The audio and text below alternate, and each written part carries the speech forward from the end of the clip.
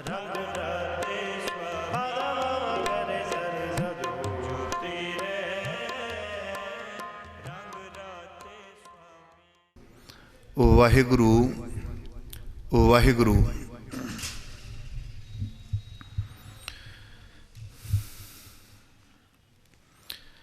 सतनाम श्री वाहिगुरु साहिब जीओ। सतनाम श्री वाहिगुरु साहिब जीओ। तू मेरो मेर पर्बत स्वामी, ऊट गही मैं तेरी। ना तुम डोलो ना हम गिरते, रख लीनी हर मेरी। ना तुम डोलो ना हम गिरते, रख लीनी हर मेरी। मैं नाही कछ हूँ नहीं, किछ आहे न मोरा। अवसर लज्जा राख ले हो, सदना जन तोरा। अवसर लज्जा राख ले हो, सदना जन तोरा। परम सन्मान योग चवर छतर तखत दे मालक गुरता गद्दी ते सुभाईमान धन श्री गुरु ग्रंथ साहिब पातशाह महाराज जी की परम पवित्र हजूरी दे अंदर इकत्र होए बैठे गुरमुख प्यारे सतसंगी जनों बड़भागे हो। मेरे पातशाह जी के पावन दरबार दियाँ आप सरबत संगतां ने हाजरियां भरियां ने। मेरे तो पहला अरबी बाणी के कीर्तन द्वारा गुरु के कीर्तनियां ने सरबत संगत नूं निहाल किया। आओ कुछ समा कुछ घड़ियां गुरमत विचारधारा दे नाल जुड़िए। करीब अपने कोल 1 घंटे का समय साहिब गुरु कलगीधर पिता महाराज जी के परोपकारां की गल छेड़िए। साहिब गुरु कलगीधर पिता महाराज जी के मानवता ते कीते हुए महान कारज उन्हां दी गल आरंभ करिए। पर आरंभता तो पहला ये सोचीए भी साडे विच घाटां कित्थे किते आ गईयां ने। जिहड़ा सिद्धांत गुरु ने सानू बख्शिश कीता सी उस सिद्धांत ते असीं किन्ने कु खरे उतरे हैं।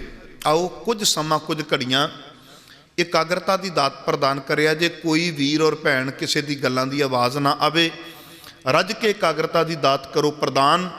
बुलाओ गज के फतेह आखो जी वाहिगुरु जी का खालसा वाहिगुरु जी की फतेह। आरंभता के अंदर एक छोटी जी बेनती करते हैं। मैं अक्सर दीवाना दे विच इन्हां दिनां दे विच बेनतियां कीतियां ने भी जदों असीं किसी अज भी डॉक्टर दे कोल चले जाने आ ना ते जाके कह दिंदे आ भी आ बीमारी का इलाज करवाउणा है, वो सानू नाल ही ये गल कह दिंदे ने। कहंदे भी एक चीज़ मैनूं दस्सिया जे भी जे बीपी की प्रॉब्लम है ये तुहानू है या तुहाडी फैमिली दे विच भी सी। जे शुगर की प्रॉब्लम तुहानू है ये कली तुहानू है कि तुहाडे परिवार विचों भी किसी नूं सी। बंदा कहंदा भी मेरे पिता जी की शुगर की गोली भी चलती सी, उन्हां दी बीपी की गोली भी चलती सी। कहंदे अगे तुहाडे परिवार दे विच कहंदा जी बाप दा ते मैनूं पता है क्योंकि मैं आप इलाज करवाउंदा रहा वां, पर अगे दादे बारे मैनूं नहीं पता। वो कहंदे जी ये तुहाडी फैमिली प्रॉब्लम है। सुनिया जी ये तुहाडी फैमिली प्रॉब्लम है, तुहाडे परिवार दे विचों है। तो मैं अपने मन दे विच सोचदा सां, मैं क्या जे बीमारियां ब्लड दे राखी अगे ट्रैवल करदियां ने। गल बड़ी सुनिया जे और बरीकी दे विच सुनिया जे, क्योंकि मैं महसूस करदा जम्मू की संगत काफ़ी सिद्धांत नूं परनाई हुई है तो गल बरीकी दे विच जाके समझदे है।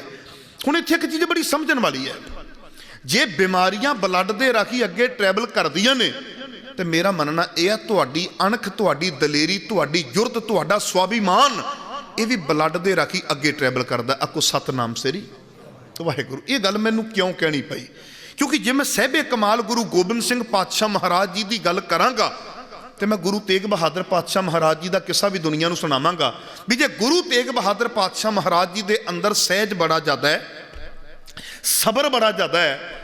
ਤੇ ਸੱਚੇ ਪਾਤਸ਼ਾਹ ਮਹਾਰਾਜ ਇੰਨਾ ਲੰਮਾ ਸਮਾਂ ਪ੍ਰਚਾਰ ਕਰਦੇ ਨੇ। ਗੁਰੂ ਨਾਨਕ ਪਾਤਸ਼ਾਹ ਮਹਾਰਾਜ ਜੀ ਤੋਂ ਬਾਅਦ ਜੇ ਕਿਸੇ ਸਤਿਗੁਰੂ ਨੇ ਉਦਾਸੀਆਂ ਕੀਤੀਆਂ, ਇੰਨਾ ਟਰੈਵਲ ਕੀਤਾ ਕਿ ਧੰਨ ਗੁਰੂ ਤੇਗ ਬਹਾਦਰ ਪਾਤਸ਼ਾਹ ਮਹਾਰਾਜ ਜੀ ਦਾ ਨਾਮ ਆਉਂਦਾ ਹੈ, ਤੇ ਫਿਰ ਮੇਰੇ ਮਨ ਦੇ ਵਿੱਚ ਇਹ ਖਿਆਲ ਲਾਜ਼ਮੀ ਆਵੇਗਾ ਕਿ ਸੱਚੇ ਪਾਤਸ਼ਾਹ ਮਹਾਰਾਜ, ਜੇ ਮੈਂ ਤੁਹਾਡੇ ਪਰਉਪਕਾਰਾਂ ਦੀ ਗੱਲ ਛੇੜਨੀ ਹੈ ਤੇ ਮੈਨੂੰ ਗੁਰੂ ਤੇਗ ਬਹਾਦਰ ਪਾਤਸ਼ਾਹ ਮਹਾਰਾਜ ਜੀ ਦੀ ਗੱਲ ਕਰਨੀ ਪਵੇਗੀ। ਗੱਜ ਕੇ ਆਖੋ ਸਤਿਨਾਮ ਸ੍ਰੀ ਵਾਹਿਗੁਰੂ।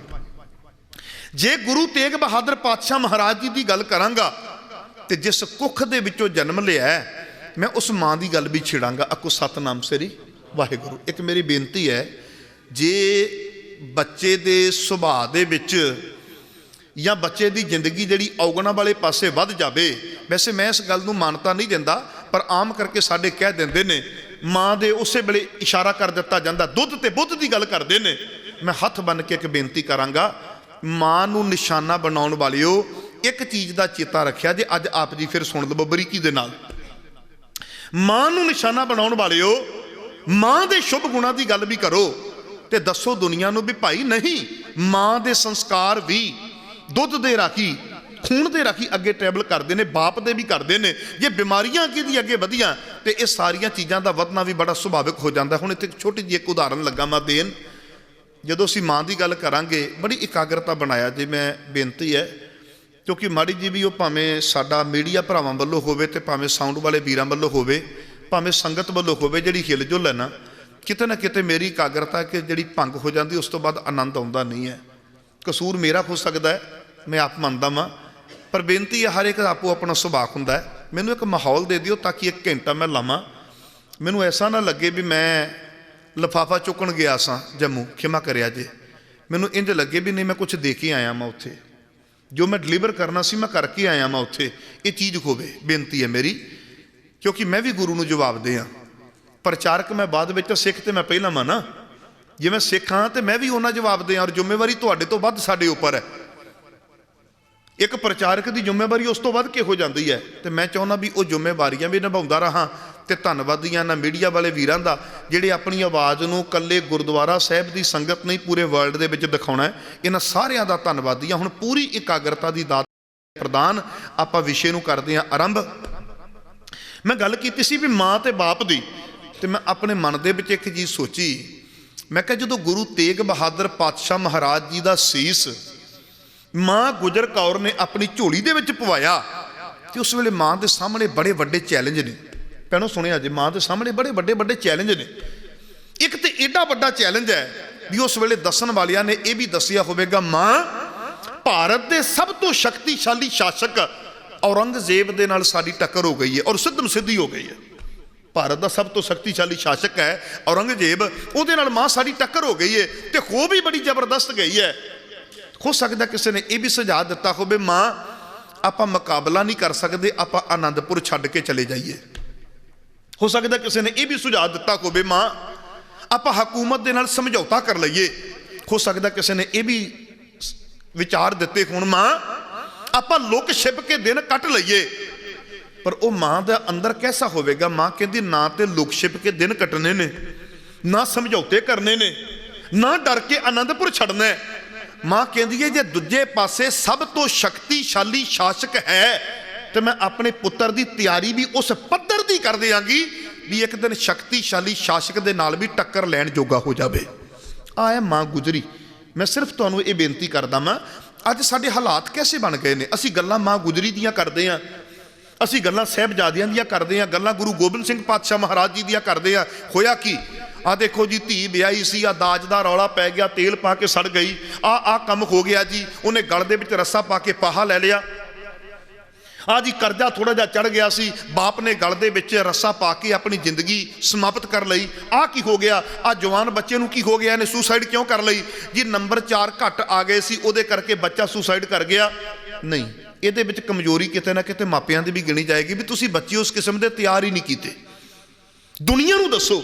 ਮੈਂ ਕਹਿੰਦਾ ਵੀ ਜੇ ਮੇਰੇ ਕੋਲ ਇਹੋ ਜਿਹੀ ਘਟਨਾ ਆ ਜਾਂਦੀ ਹੈ ਨਾ, ਕੋਈ ਬੰਦਾ ਕਹਿ ਦਿੰਦਾ ਵੀ ਮੇਰੇ ਤੇ 4-5 ਲੱਖ ਕਰਜ਼ਾ ਆ ਗਿਆ, ਮੈਂ ਬੜਾ ਟੁੱਟ ਚੁੱਕਾ ਵਾਂ, ਮੇਰਾ ਤੇ ਕਈ ਵਾਰੀ ਜੀ ਕਰਦਾ ਮੈਂ ਸੁਸਾਈਡ ਕਰ ਲਵਾਂ, ਤੇ ਮੈਂ ਉਹਨਾਂ ਨੂੰ ਕਹਿਣਾ ਹੁੰਦਾ ਮੈਂ ਵੀ ਗੁਰੂ ਗੋਬਿੰਦ ਸਿੰਘ ਪਾਤਸ਼ਾਹ ਮਹਾਰਾਜ ਜੀ ਦੀਆਂ ਗੱਲਾਂ ਕਰਨ ਵਾਲਿਓ, ਗੁਰੂ ਗੋਬਿੰਦ ਸਿੰਘ ਪਾਤਸ਼ਾਹ ਮਹਾਰਾਜ ਜੀ ਦੇ ਕਿੱਸੇ ਗਾਉਣ ਵਾਲਿਓ, ਉਹ 4 ਪੁੱਤ ਵਾਰ ਕੇ ਵੀ ਚੜ੍ਹਦੀ ਕਲਾ ਦੇ ਵਿੱਚ ਹੈ, ਤੇ ਤੁਹਾਡੇ ਤੇ 4 ਲੱਖ ਦਾ ਕਰਜ਼ਾ ਕੀ ਚੜਿਆ, ਤੁਸੀਂ ਗਲ ਦੇ ਵਿੱਚ ਰੱਸੇ ਪਾਉਣ ਨੂੰ ਤਿਆਰ ਹੋਏ ਬੈਠੇ ਹੋ। ਆਖੋ ਸਤਨਾਮ ਸ੍ਰੀ ਵਾਹਿਗੁਰੂ। ਜਦੋਂ ਕਹਿ ਦਿੰਦੇ ਨੇ ਕਾਰਨ ਕੀ ਹੋ ਗਿਆ, ਕਾਰਨ ਆ ਹੋ ਗਿਆ ਜੀ ਇਸ ਕਰਕੇ ਮੈਂ ਆਹ ਜ਼ਿੰਦਗੀ ਦਾ ਰਾਹ ਅਪਣਾ ਲਿਆ। ਮੈਂ ਕਹਿੰਦਾ ਵੀ ਤੁਸੀਂ ਇੱਕ ਚੀਜ਼ ਮਹਿਸੂਸ ਕਰਕੇ ਵੇਖੋ ਵੀ ਮਾਂ ਗੁਜਰੀ ਦੀ ਗੱਲ ਮੈਂ ਸੁਣਾਉਣ ਲੱਗਾ ਭੈਣੋ। ਗੱਲ ਨੂੰ ਬੜੀ ਡੂੰਘਾਈ ਦੇ ਵਿੱਚ ਜਾ ਕੇ ਵਿਚਾਰਿਆ ਜੇ। ਪਹਿਲੀ ਗੱਲ ਤੇ 32-34 ਸਾਲਾਂ ਮਗਰੋਂ ਕੁੱਖ ਨੂੰ ਭਾਗ ਲੱਗਾ। ਵਿਚਾਰੋ ਕਦੀ 32-34 ਸਾਲਾਂ ਮਗਰੋਂ। ਹੁਣ ਤੁਸੀਂ ਕਹੋਗੇ 32 ਤੇ 34 ਕਿਉਂ ਕਹਿ ਰਿਹਾ? ਕਿਸੇ ਵਿਦਵਾਨ ਨੇ 36 ਵੀ ਲਿਖਿਆ, ਕਿਸੇ ਨੇ 35 ਵੀ ਲਿਖਿਆ, ਕਿਸੇ ਨੇ 33 ਵੀ ਲਿਖਿਆ, 32 ਵੀ ਲਿਖਿਆ। ਆਪਾਂ ਕਰੀਬ 32 ਤੋਂ 34 ਦਾ ਸਮਾਂ ਲੈ ਲਈਏ। 32-34 ਸਾਲਾਂ ਮਗਰੋਂ ਉਸ ਮਾਂ ਦੀ ਕੁੱਖ ਨੂੰ ਭਾਗ ਲੱਗਦਾ ਹੈ ਤੇ ਘਰ ਦੇ ਵਿੱਚ ਗੋਬਿੰਦ ਰਾਏ ਜੀ ਦਾ ਜਨਮ ਹੁੰਦਾ ਹੈ। ਅੰਦਾਜ਼ਾ ਲਾਓ, ਪੁੱਤ ਅਜੇ 9 ਸਾਲਾਂ ਦਾ ਨਹੀਂ ਹੋਇਆ ਤੇ ਬਾਪੂ ਨੂੰ ਦਿੱਲੀ ਦੀ ਧਰਤੀ ਤੇ ਏਡੀ ਵੱਡੀ ਕੁਰਬਾਨੀ ਦੇਣੀ ਪੈਂਦੀ ਹੈ। ਗੱਲਾਂ ਕਦੀ ਵਿਚਾਰਿਆ ਜੇ ਆ? ਹੁਣ ਜਦੋਂ ਉਸ ਮਾਂ ਨੇ ਪਤੀ ਦਾ ਸੀਸ ਆਪਣੀ ਝੋਲੀ ਦੇ ਵਿੱਚ ਪਵਾਇਆ ਤੇ ਉਸ ਮਾਂ ਨੂੰ ਅਵਸ਼ ਆਪਣਾ 9 ਸਾਲਾਂ ਦਾ ਪੁੱਤ ਵੀ ਦਿਸਦਾ ਹੋਵੇਗਾ ਵੀ ਐਡੀ ਵੱਡੀ ਤਾਕਤ ਦੇ ਨਾਲ ਸਾਡਾ ਟਾਕਰਾ ਹੋ ਗਿਆ, ਤੇ ਜੇ ਅੱਜ ਸਾਖਸ਼ਾਤ ਮੇਰੇ ਪਤੀ ਦਾ ਸੀਸ ਧੜ ਤੋਂ ਜੁਦਾ ਕਰ ਸਕਦੇ ਨੇ ਤੇ ਕੱਲ ਨੂੰ ਮੇਰੇ 9 ਸਾਲ ਦੇ ਬੱਚੇ ਨਾਲ ਵੀ ਕੁਝ ਹੋ ਸਕਦਾ ਹੈ। ਬੋਲੋ ਭਾਈ, ਕਦੀ ਗੱਲਾਂ ਵਿਚਾਰਿਆ ਜੇ? ਉਸ ਮਾਂ ਦੇ ਸਾਹਮਣੇ ਆ ਸਾਰੀ ਪਿਕਚਰ। ਪਰ ਉਹ ਮਾਂ ਕੀ ਕਹਿ ਰਹੀ ਹੈ? ਉਹ ਮਾਂ ਕਹਿੰਦੀ ਨਹੀਂ, ਜੇ ਸਾਡੀ ਏਡੇ ਵੱਡੇ ਸ਼ਕਤੀਸ਼ਾਲੀ ਸ਼ਾਸਕ ਦੇ ਨਾਲ ਟੱਕਰ ਪੈ ਗਈ ਹੈ ਤੇ ਮਾਂ ਕਹਿੰਦੀ ਮੈਂ ਡਰ ਕੇ ਆਨੰਦਪੁਰ ਨਹੀਂ ਛੱਡਾਂਗੀ, ਮੈਂ ਹਕੂਮਤ ਨਾਲ ਸਮਝੌਤਾ ਨਹੀਂ ਕਰਾਂਗੀ, ਮੈਂ ਲੁਕ ਛਿਪ ਕੇ ਦਿਨ ਨਹੀਂ ਕੱਟਾਂਗੀ, ਮੈਂ ਆਪਣੇ ਪੁੱਤਰ ਦੀ ਤਿਆਰੀ ਉਸ ਕਿਸਮ ਦੀ ਕਰਵਾ ਦਿਆਂਗੀ ਵੀ ਮੇਰਾ ਪੁੱਤਰ ਇੱਕ ਦਿਨ ਏਡੀ ਵੱਡੀ ਤਿਆਰੀ ਕਰ ਲਵੇਗਾ ਵੀ ਏਡੀ ਵੱਡੀ ਤਾਕਤ ਦੇ ਨਾਲ ਟਾਕਰਾ ਲੈਣ ਜੋਗਾ ਹੋ ਜਾਵੇਗਾ। ਆਖੋ ਸਤਨਾਮ ਸ੍ਰੀ ਵਾਹਿਗੁਰੂ। ਤੇ ਅੱਜ ਮੈਂ ਤੁਹਾਨੂੰ ਇੱਕ ਬੇਨਤੀ ਕਰਾਂ, ਗੱਲਾਂ ਮੇਰੀਆਂ ਥੋੜੀਆਂ ਕੌੜੀਆਂ ਲੱਗਣਗੀਆਂ। ਅਸੀਂ ਨਾ ਕਈ ਵਾਰੀ ਸਿੱਖ ਦੀ ਪਰਿਭਾਸ਼ਾ ਪਤਾ ਨਹੀਂ ਕੀ ਲੈਣ ਲੱਗ ਪੈਨੇ ਆ। ਮੈਂ ਕਹਿੰਦਾ ਵੀ ਸਿੱਖ ਦੀ ਪਛਾਣ ਇਕੱਲੇ ਉਹਦੇ ਕੇਸਾਂ ਤੋਂ ਵੀ ਨਹੀਂ ਜੇ ਆਉਂਦੀ, ਸਿੱਖ ਦੀ ਪਛਾਣ ਉਹਦੇ ਇਕੱਲੇ ਕਕਾਰਾਂ ਤੋਂ ਵੀ ਨਹੀਂ ਜੇ ਆਉਂਦੀ। ਸਿੱਖ ਦੀ ਪਛਾਣ ਉਹਦੇ ਵਿਵੇਕ ਤੋਂ ਆਉਂਦੀ ਹੈ ਵੀ ਜਿਹੜਾ ਗੁਰੂ ਨੇ ਸਿੱਖ ਤਿਆਰ ਕੀਤਾ ਸੀ ਇਹਦੀ ਸਮਝ ਦਾ ਪੱਧਰ ਕਿੰਨਾ ਕੁ ਉੱਚਾ ਹੈ, ਇਹਦੀ ਦੂਰ ਅੰਦੇਸ਼ੀ ਕਿੰਨੀ ਵੱਡੀ ਹੈ। ਜਿਹੜਾ ਸਿੱਖ ਤਿਆਰ ਕੀਤਾ ਸੀ ਅੱਜ ਉਹਦੀ ਪਿਕਚਰ ਨੂੰ ਸਮਝਣਾ ਪੈਣਾ ਕਿ ਲਾਲਚੀ ਸੀ ਕਿ ਨਵਾਬੀਆਂ ਨੂੰ ਠੋਕਰਾਂ ਮਾਰਨ ਵਾਲਾ ਸਿੱਖ ਤਿਆਰ ਕੀਤਾ ਸੀ। ਜਿੱਦਣ ਸਾਨੂੰ ਇਹ ਪਤਾ ਲੱਗ ਗਿਆ ਨਾ, ਸਾਨੂੰ ਸਿੱਖੀ ਦੀ ਪਰਿਭਾਸ਼ਾ ਸਮਝ ਲੱਗ ਜਾਏਗੀ ਵੀ ਸਿੱਖੀ ਐਕਚੁਅਲ ਦੇ ਵਿੱਚ ਕੀ ਹੈ। ਇੱਥੇ ਛੋਟੀਆਂ ਜਿਹੀਆਂ 2-4 ਗੱਲਾਂ ਸਮਝਿਆ ਜੇ, ਉਹਨਾਂ ਦੇ ਵਿੱਚੋਂ ਨਿਚੋੜ ਕੱਢਣ ਦਾ ਯਤਨ ਕਰਿਆ ਜੇ। ਮੈਂ ਆਸ ਕਰਦਾ ਵਾਂ ਵੀ ਆਪਣਾ ਘੰਟਾ ਲਾਇਆ ਜਿਹੜਾ ਸਫਲ ਹੋ ਜਾਵੇਗਾ। ਤੁਹਾਨੂੰ ਵੀ ਸਕੂਨ ਆਵੇਗਾ, ਆਨੰਦ ਆਵੇਗਾ, ਮੈਨੂੰ ਵੀ ਸਕੂਨ ਆਵੇਗਾ, ਮੈਨੂੰ ਵੀ ਆਨੰਦ ਆਵੇਗਾ। ਆਖੋ ਸਤਨਾਮ ਸ੍ਰੀ ਵਾਹਿਗੁਰੂ। ਇੱਕ ਚੀਜ਼ ਕਦੀ ਸਮਝੋ, ਪਹਾੜੀ ਰਾਜੇ ਉਹਨਾਂ ਦੀ ਪ੍ਰੋਬਲਮ ਕੀ ਹੈ? ਉਹਨਾਂ ਦੀ ਸਭ ਤੋਂ ਵੱਡੀ ਪ੍ਰੋਬਲਮ ਹੈ ਵੀ ਅਸੀਂ ਛੋਟੀਆਂ ਮੋਟੀਆਂ ਰਿਆਸਤਾਂ ਬਣਾ ਕੇ ਬੈਠੇ ਹਾਂ ਤੇ ਸਾਡੀ ਰਿਆਸਤ ਦੇ ਵਿੱਚ ਏਡੀ ਵੱਡੀ ਤਾਕਤ ਖੜੀ ਹੋ ਜਾਵੇ, ਇਹ ਹਰਗਿਜ਼ ਵੀ ਸਾਨੂੰ ਬਰਦਾਸ਼ਤ ਨਹੀਂ ਹੋ ਸਕਦਾ। ਅਸੀਂ ਵਰਨ ਵੰਡ ਦੇ ਹੋਕੇ ਦਿੰਦੇ ਆ, ਇਹ ਵਰਨ ਵੰਡ ਨੂੰ ਚੁੱਕ ਕੇ ਰੱਦੀ ਦੀ ਟੋਕਰੀ ਦੇ ਵਿੱਚ ਪਾ ਦਿੰਦੇ ਨੇ, ਇਹ ਸਾਨੂੰ ਹਰਗਿਜ਼ ਬਰਦਾਸ਼ਤ ਨਹੀਂ। ਤੇ ਟਾਕਰਾ ਹੋ ਜਾਂਦਾ ਹੈ ਜਦੋਂ ਦੇਖਦੇ ਨੇ ਵੀ ਅਸੀਂ ਮੁਕਾਬਲਾ ਕਰਨ ਦੇ ਯੋਗ ਨਹੀਂ। ਉਹ ਫਿਰ ਸੂਬਾ ਸਰਹੰਦ ਨੂੰ, ਸੂਬਾ ਲਾਹੌਰ ਨੂੰ ਲੈਂਦੇ ਨੇ। ਜਦੋਂ ਵੇਖਦੇ ਨੇ ਇੱਥੇ ਵੀ ਮੁਕਾਬਲਾ ਕਰਨ ਦੇ ਯੋਗ ਨਹੀਂ, ਉਹ ਫਿਰ ਉੱਚ ਤਾਕਤਾਂ ਦੇ ਨਾਲ ਆਪਣਾ ਹੱਥ ਮਿਲਾਉਂਦੇ ਨੇ। ਮੈਂ ਬੈਠਾ ਇੱਕ ਦਿਨ ਸੋਚਦਾ ਸਾਂ, ਮੈਂ ਕਿਹਾ ਵੀ ਘੇਰਾ ਪਾਇਆ ਪਹਾੜੀ ਰਾਜਿਆਂ ਨੇ, ਹੈਲਪ ਲਈ ਵਜ਼ੀਰ ਖਾਂ ਦੀ। ਤੇ ਮੈਂ ਕਿਹਾ ਜਦੋਂ ਗੁਰੂ ਗੋਬਿੰਦ ਸਿੰਘ ਜੀ ਨੇ ਜ਼ਫਰਨਾਮਾ ਲਿਖਿਆ ਤੇ ਜ਼ਫਰਨਾਮਾ ਔਰੰਗਜ਼ੇਬ ਨੂੰ ਲਿਖਿਆ ਸੀ। ਜਿਹੜਾ ਜ਼ਫਰਨਾਮਾ ਸੀ ਨਾ ਉਹ ਵਜ਼ੀਰ ਖਾਂ ਨੂੰ ਨਹੀਂ ਲਿਖਿਆ, ਜਿਹੜਾ ਜ਼ਫਰਨਾਮਾ ਸੀ ਨਾ ਉਹ ਪਹਾੜੀ ਰਾਜਿਆਂ ਨੂੰ ਨਹੀਂ ਲਿਖਿਆ, ਜਿਹੜਾ ਜ਼ਫਰਨਾਮਾ ਸੀ ਉਹ ਸੂਬਾ ਲਾਹੌਰ ਨੂੰ ਨਹੀਂ ਲਿਖਿਆ, ਜਿਹੜਾ ਜ਼ਫਰਨਾਮਾ ਹੈ ਉਹ ਨਵਾਬ ਮਲੇਰਕੋਟਲਾ ਨੂੰ ਨਹੀਂ ਲਿਖਿਆ, ਜਿਹੜਾ ਜ਼ਫਰਨਾਮਾ ਹੈ ਉਹ ਸਿੱਧਾ ਸਿੱਧਾ ਔਰੰਗਜ਼ੇਬ ਨੂੰ ਲਿਖਿਆ ਸੀ। ਆਖੋ ਸਤਨਾਮ ਸ੍ਰੀ। ਇਹ ਗੁਰੂ ਮੇਰੇ ਦੀ ਦੂਰ ਅੰਦੇਸ਼ੀ ਕੈਸੀ ਹੈ। ਅਸੀਂ ਅੱਜ ਚਿਹਰਿਆਂ ਦਾ ਵਿਰੋਧ ਕਰਦੇ ਹਾਂ, ਖਿਮਾ ਕਰਿਆ ਜੇ ਮੇਰੀ ਬੇਨਤੀ ਹੈ। ਮੈਂ ਚਿਹਰਿਆਂ ਦੀ ਗੱਲ ਕਰਾਂਗਾ, ਮੈਂ 1-2 ਨਾਮ ਲੈ ਦਿਆਂਗਾ ਤੇ ਦੇਖੋ ਆਪਣੀ ਕੀਤੀ ਨੂੰ ਆਪ ਭੁਗਤਾਂਗਾ, ਤੁਸੀਂ ਚਿੰਤਾ ਨਹੀਂ ਲੈਣੀ। ਜੇ ਮੇਰੇ ਕੋਲੋਂ ਕੋਈ ਨੇਮ ਲਿਆ ਜਾਂਦਾ ਕਿਸੇ ਪੋਲੀਟੀਕਲ ਬੰਦੇ ਦਾ, ਕਈ ਵਾਰੀ ਹੋ ਜਾਂਦਾ ਹੈ ਨਾ, ਮਖੂ ਨਾਮ ਲੈ ਗਿਆ, ਇਹਨੇ ਤੇ ਚਲੇ ਜਾਣਾ ਸੀ, ਗੱਡੀ 'ਚ ਬਹਿ ਕੇ ਇਹ ਤੇ ਚਲਾ ਗਿਆ, ਲਿਫਾਫਾ ਚੁੱਕ ਕੇ ਤੇ ਚਲਾ ਗਿਆ, ਪੰਗੇ ਸਾਨੂੰ ਖੜੇ ਕਰ ਦਿੱਤੇ। ਬਿਲਕੁਲ ਨਹੀਂ ਜੀ, ਮੇਰਾ ਨਾਮ ਦਿਓ, ਮੇਰਾ ਮੋਬਾਈਲ ਨੰਬਰ ਦਿਓ, ਮੇਰਾ ਐਡਰੈਸ ਦਿਓ, ਜੇ ਗੱਲ ਕਰਾਂਗਾ ਤੇ ਭੁਗਤਾਂਗਾ ਵੀ ਆਪ। ਮੈਂ ਇਹਨਾਂ ਕੋ ਮੈਂਟਲੀ ਪ੍ਰਪੇਅਰ ਹੋ ਕੇ ਘਰੋਂ ਨਿਕਲਦਾ ਵਾਂ ਵੀ ਕੁਝ ਵੀ ਹੋ ਸਕਦਾ ਹੈ। ਮੇਰੀ ਇੱਕ ਛੋਟੀ ਜਿਹੀ ਬੇਨਤੀ ਸਮਝਿਆ ਜੇ, ਅੱਜ ਸਿੱਖ ਦਾ ਵਿਵੇਕ ਕਿੱਥੇ ਕੁ ਖੜਾ ਹੈ। ਅਸੀਂ ਚਿਹਰਿਆਂ ਦਾ ਵਿਰੋਧ ਕਰਦੇ ਹਾਂ। ਮੰਨ ਲਓ ਆਪਾਂ ਪੰਜਾਬ ਦੀ ਗੱਲ ਕਰੀਏ, ਸਾਡੇ 90% ਇੱਕ ਨਾਮ ਲੈ ਦਿੰਦੇ ਨੇ, ਬਾਦਲ ਨੇ ਕੌਮ ਦਾ ਕਾਣ ਕਰ ਦਿੱਤਾ। ਮੈਂ ਕਿਹਾ ਮੈਂ ਤੁਹਾਡੀ ਗੱਲ ਨਾਲ ਸਹਿਮਤ ਹੋ ਜਾਣਾ ਵਾਂ, ਪਰ ਜੇ ਬਾਦਲ ਤੋਂ ਬਾਅਦ ਕੋਈ ਹੋਰ ਆ ਜਾਂਦਾ, ਨੀਤੀ ਉਸੇ ਤੇ ਕੰਮ ਕਰਦਾ ਹੈ, ਹੋ ਸਕਦਾ ਸਾਡੀ ਕੌਮ ਦਾ ਉਸ ਤੋਂ ਡਬਲ ਕਾਣ ਕਰ ਦੇਵੇ। ਆਖੋ ਸਤਨਾਮ ਸ੍ਰੀ देखो एक होंदी पॉलिसी पढ़न वाला, एक होंदा पॉलिसी मेकर मगर बनाउण वाला। जे तुसी पॉलिसी पढ़न वालियां दा विरोध करोगे ते पॉलिसी मेकर नूं सेफ कर दिओगे ते खिमा करिया जे तुहाडा विवेक जीरो है। आखो सतनाम सरी। गल नूं समझो ना, गल नूं बड़ी बरीकी दे नाल। जे मन लो देश के प्रधानमंत्री की भी गल करिए, मनिया भी सारे किसान विरोध दे विच ने, जे हट भी जाता है तो चेते रखा जे उन्हां कोल उहदे वर्गे 10 होर चेहरे तैयार बैठे ने। आखो सतनाम सरी। उन्हां कोल तो 10 होर ने, हो सकता इस तो सैकंड जिहड़ा है वो इस तो भी वध के करे ते तुहाडा भी विश्वास जित लवे। सो गल्लां समझिया करो और बरीकी दे विच जाके समझिया करो। जिहड़ा गुरु ने सिख तैयार कीता है ना, इन्ना कु विवेकी है भी परदे तो उरली गल ते इहनूं दिसदी पई है, ये परदे तो पिछे भी झाकण की समर्था रखता। इहनूं पता है भी मेरा दुश्मन किस तरीके नाल काम करेगा। आखो सतनाम सरी। गल समझो, असी चेहरिਆਂ ਦਾ विरोध करते हैं। मैं कहना चेहरिਆਂ ਦਾ विरोध छड्डो, नीतियां ਦਾ विरोध करो। जे उस नीति ते कल नूं मैनूं बिठा दिता जाता है तो मैं भी उस नीति ते काम करदा, मैं तो कहना पेगा मैं पहलियां तो वध खतरनाक हाँ। आखो सतनाम सरी। गल समझ लग रही है ना नौजवानों भी तो भैनों भी। मैनू कहो तो साखियां मैनू बड़ियां आउंदियां जी। साखी मैं पटना साहब तो शुरू करांगा, आनंदपुर साहब ते लिया के खत्म कर देंगा। तुसी भी 5-7 जकारे ला देने ने। मैं भी सोचांगा भी जम्मू वाले खुश हो गए, पर मैं कुछ देन आया मां, मैं कुछ डिलीवर करने के लिए आया मां। मेरा फर्ज बनता एज ए प्रीचर, तो मैं तुहानूं दस्सण दे लई आया मां भी हथ बन के बेनती है, चेहरिਆਂ ਦਾ विरोध छड्डो, नीतियां ਦਾ विरोध करना शुरू कर दिओ। चेहरे अगलियां ने एक छड्डो कई तैयार कीते ने। आखो सतनाम सरी। एक चेहरा पासे करोगे, अगले दूजा चेहरा लिया के खड़ा कर देणगे। तुसी दूजा चेहरा पासे करोगे, अगले तीजा चेहरा लिया के खड़ा कर देणगे।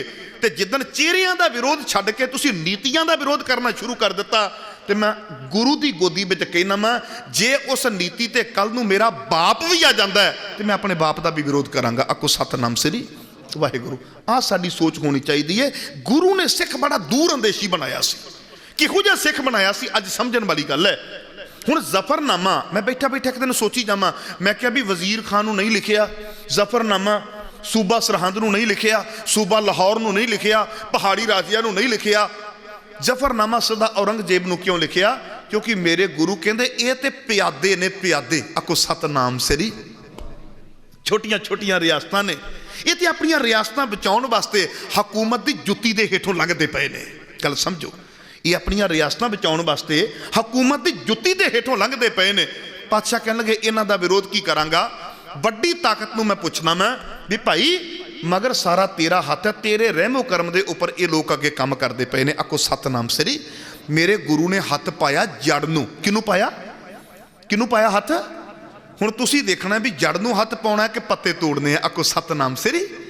दूर अंदेशी है ना जिहड़ा गुरु ने सिख तैयार किया, बड़ी दूर अंदेशी है। मां गुजरी कहती है कि मैं अपने पुत की तैयारी उस पद्धर की करवा देंगी भी जे एडा बड़ा शक्तिशाली शासक है तो एक दिन एडी बड़ी तैयारी करके मुकाबला करने के लिए चैलेंज कर देगा। तो जफरनामा जित की चिट्ठी के चैलेंज किया है। कह लगे ना साजो ना बाजो ना फौजो ना फर्श, खुदावंद बख्शिंदा ऐश अर्श। ये अर्थ की बनते हैं? ये अर्थ बनते हैं भावें अज घोड़े नहीं, जंगी समान नहीं, जमीन नहीं, रणभूमि नहीं, अज मेरे को कुछ नहीं है, पर तेरा मुकाबला करने मेरे को जुरत है। मैं अपने तर्क दे नाल तेरा मुकाबला करने के लिए तैयार हाँ। गज की आखो सतनाम सरी। वाहिगुरू। सिख जी अज तेनों ये चीज़ां समझनियां पैणियां ने भी जिहड़ा गुरु ने सिख तैयार किया वो किहो जी शख्सियत का मालक है जो निक्के निक्के लालचां दे विच आके अपनी कौम दे सौदे करन लग पैंदा है। आखो सतनाम सरी। वाहिगुरू। गिला ना करिया जे, वो भावें साडे सिख चेहरिਆਂ दे विच होवे ते भावें किसी तरीके होवे। कई बार असीं निजी स्वार्थां दे विच आके अपनी कौम के सौदे भी करन लग पैने। तो मेरी कौम खबरे भोली है, उस तो बाद इन्नी लुट मार करन तो वो एक अद्धा बयान जज्बाती जिहा होया दे देंदे ने, मेरी कौम सारा कुछ ही माफ़ कर देंदी है। आखो सतनाम सरी। वाहिगुरू। हुंदा है कि नहीं हुंदा? है ना, हुंदा है ना। वो एक बयान दे देंदे ने जज्बाती जे होके, सानू लगदा भी ना इन्ना तो वध ते खैर खवा साडा हो ही कोई नहीं सकदा।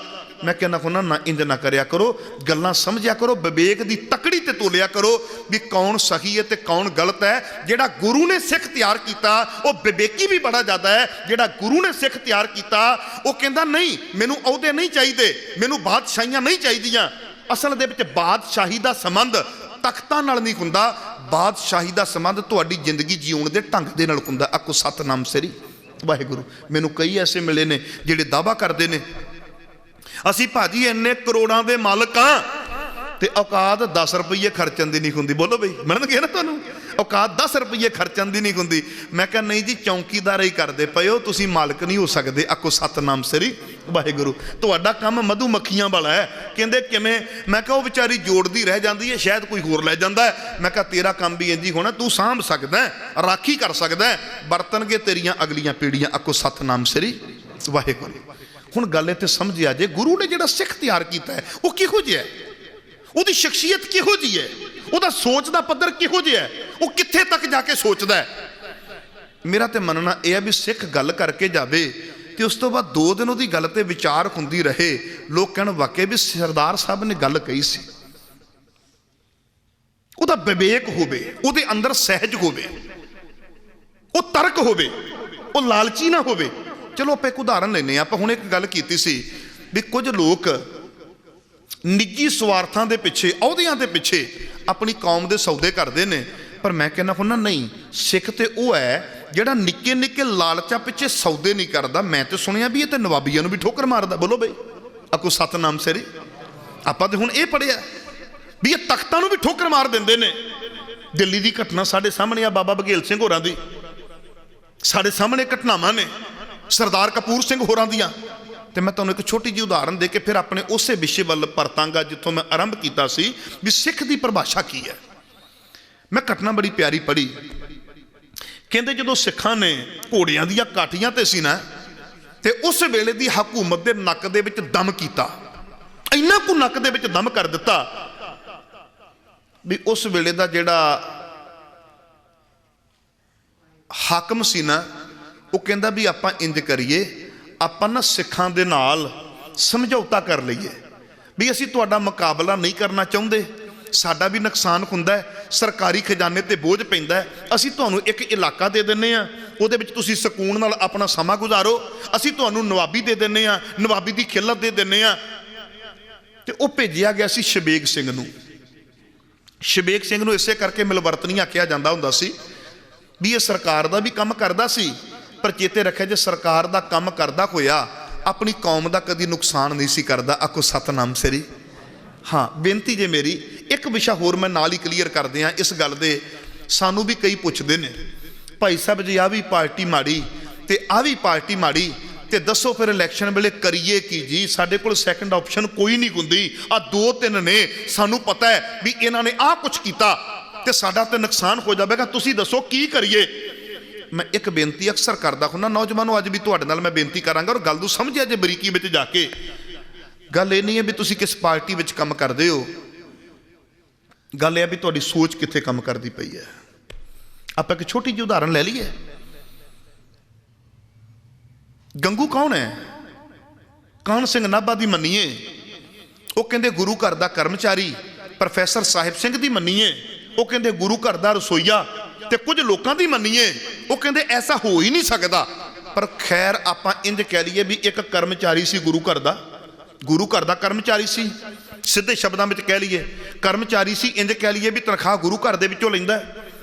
ਹੁਣ ਇੱਕ ਚੀਜ਼ ਸਮਝਿਆ ਜੇ, ਗੰਗੂ ਗੁਰੂ ਗੋਬਿੰਦ ਸਿੰਘ ਦੇ ਥੱਲੇ ਕੰਮ ਕਰਦਾ, ਖਾਂਦਾ ਗੁਰੂ ਦੇ ਘਰ ਦਾ, ਤੇ ਵਫਾਦਾਰੀਆਂ ਕਰਦਾ ਜਾ ਕੇ ਸਰਕਾਰਾਂ ਦੀਆਂ, ਕਰਦਾ ਨਾ ਜੀ ਸਰਕਾਰਾਂ ਦੀਆਂ ਵਫਾਦਾਰੀਆਂ, ਖਾਂਦਾ ਗੁਰੂ ਕਰਦਾ। ਗੁਰੂ ਗੋਬਿੰਦ ਸਿੰਘ ਦੇ ਥੱਲੇ ਕੰਮ ਕਰਦਾ ਹੈ, ਪਰ ਚਿੱਟੇ ਦਿਨ ਆਪਣੇ ਘਰ ਦੇ ਵਿੱਚੋਂ ਸਾਹਿਬਜ਼ਾਦਿਆਂ ਦੀ ਗ੍ਰਿਫਤਾਰੀ ਕਰਵਾ ਦਿੰਦਾ ਹੈ।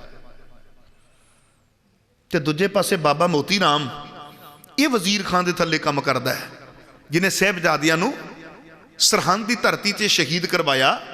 ਇਹ ਤਨਖਾਹ ਲੈਂਦਾ ਕਿੱਥੋਂ ਲੈਂਦਾ? ਵਜ਼ੀਰ ਖਾਨ ਦੇ, ਉਹਦਾ ਕਰਮਚਾਰੀ ਹੈ। ਪਰ ਇਹ ਸਾਹਿਬਜ਼ਾਦਿਆਂ ਦੇ ਦੁੱਧ ਪਿਆਉਣ ਦੇ ਬਦਲੇ ਵਿੱਚ ਆਪਣਾ ਸਾਰਾ ਪਰਿਵਾਰ ਸ਼ਹੀਦ ਕਰਵਾ ਲੈਂਦਾ ਹੈ। ਹੁਣ ਗੱਲ ਇਹ ਨਹੀਂ ਹੈ ਵੀ ਤੁਸੀਂ ਕਿਹਦੇ ਥੱਲੇ ਕੰਮ ਕਰਦੇ ਹੋ, ਗੱਲ ਇਹ ਵੀ ਤੁਹਾਡੀ ਸੋਚ ਕਿੱਥੇ ਕੰਮ ਕਰਦੀ ਹੈ। ਗੁਰੂ ਗੋਬਿੰਦ ਸਿੰਘ ਦੇ ਥੱਲੇ ਕੰਮ ਕਰਨ ਵਾਲਾ ਚਿੱਟੇ ਦਿਨ ਸਾਹਿਬਜ਼ਾਦਿਆਂ ਨੂੰ ਆਪਣੇ ਘਰ ਦੇ ਵਿੱਚੋਂ ਗ੍ਰਿਫਤਾਰ ਕਰਵਾ ਰਿਹਾ ਹੈ, ਤੇ ਵਜ਼ੀਰ ਖਾਨ ਦੇ ਥੱਲੇ ਕੰਮ ਕਰਨ ਵਾਲਾ ਏਡੀ ਠੰਡ ਦੇ ਵਿੱਚ ਸਾਹਿਬਜ਼ਾਦਿਆਂ ਨੂੰ ਜਾ ਕੇ ਦੁੱਧ ਪਿਆ ਰਿਹਾ ਹੈ। ਗੱਲ ਇਹ ਨਹੀਂ ਹੈ ਤੁਸੀਂ ਕਿਸ ਪਾਰਟੀ ਵਿੱਚ ਕੰਮ ਕਰਦੇ ਹੋ, ਗੱਲ ਇਹ ਹੈ ਵੀ ਤੁਸੀਂ ਸੋਚ ਆਪਣੀ ਕਿੱਥੇ ਕਿ ਰੱਖ ਕੇ ਕੰਮ ਕਰਦੇ ਹੋ। ਜਦੋਂ ਕਿਸੇ ਪਾਰਟੀ ਵਿੱਚ ਸ਼ਾਮਲ ਹੋਣ ਤੋਂ ਪਹਿਲਾਂ ਕਹਿ ਦਿੰਦੇ ਹੋ ਨਾ ਮੈਂ ਸਿੱਖ ਪਹਿਲਾਂ ਵਾਂ, ਤੁਹਾਡੀ ਪਾਰਟੀ ਦਾ ਮੈਂਬਰ ਬਾਅਦ ਵਿੱਚ ਆ, ਤੇ ਮੈਂ ਦਾਅਵਾ ਕਰਦਾ ਤੁਹਾਨੂੰ ਕੋਈ ਵਰਤ ਨਹੀਂ ਸਕਦਾ।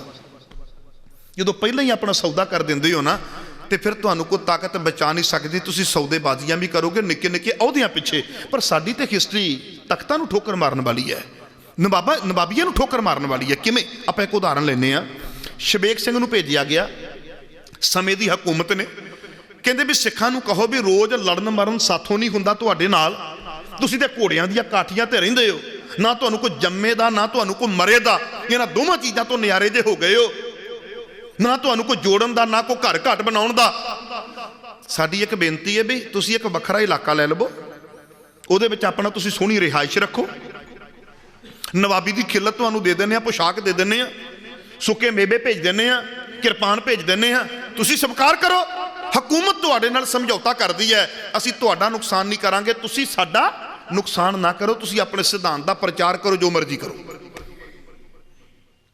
ਜਿਹੜਾ ਸ਼ਬੇਗ ਸਿੰਘ ਇਹ ਖਿਲਤ ਲੈ ਕੇ ਆਇਆ ਨਾ, ਬਾਦਸ਼ਾਹੀ ਮੋਹਰ ਵਾਲੀ ਚਿੱਠੀ, ਚਾਂਦੀ ਦੀ ਪਰਾਤ ਤੇ ਪਰਾਤ ਵਿੱਚ ਕਿਰਪਾਨ, ਸੁੱਕੇ ਮੇਵੇ, ਰੇਸ਼ਮੀ ਦਸਤਾਰ, ਇਹ ਸਾਰੀਆਂ ਚੀਜ਼ਾਂ ਲੈ ਕੇ ਆਇਆ ਹੈ।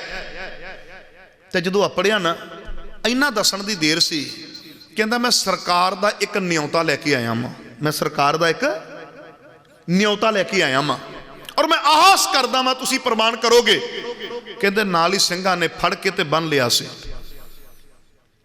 ਕਹਿੰਦੇ ਹੈ ਤੂੰ ਸਿੱਖ ਹੈ ਤੇ ਵਫਾਦਾਰੀਆਂ ਕਰਦਾ ਸਰਕਾਰ ਦੀਆਂ?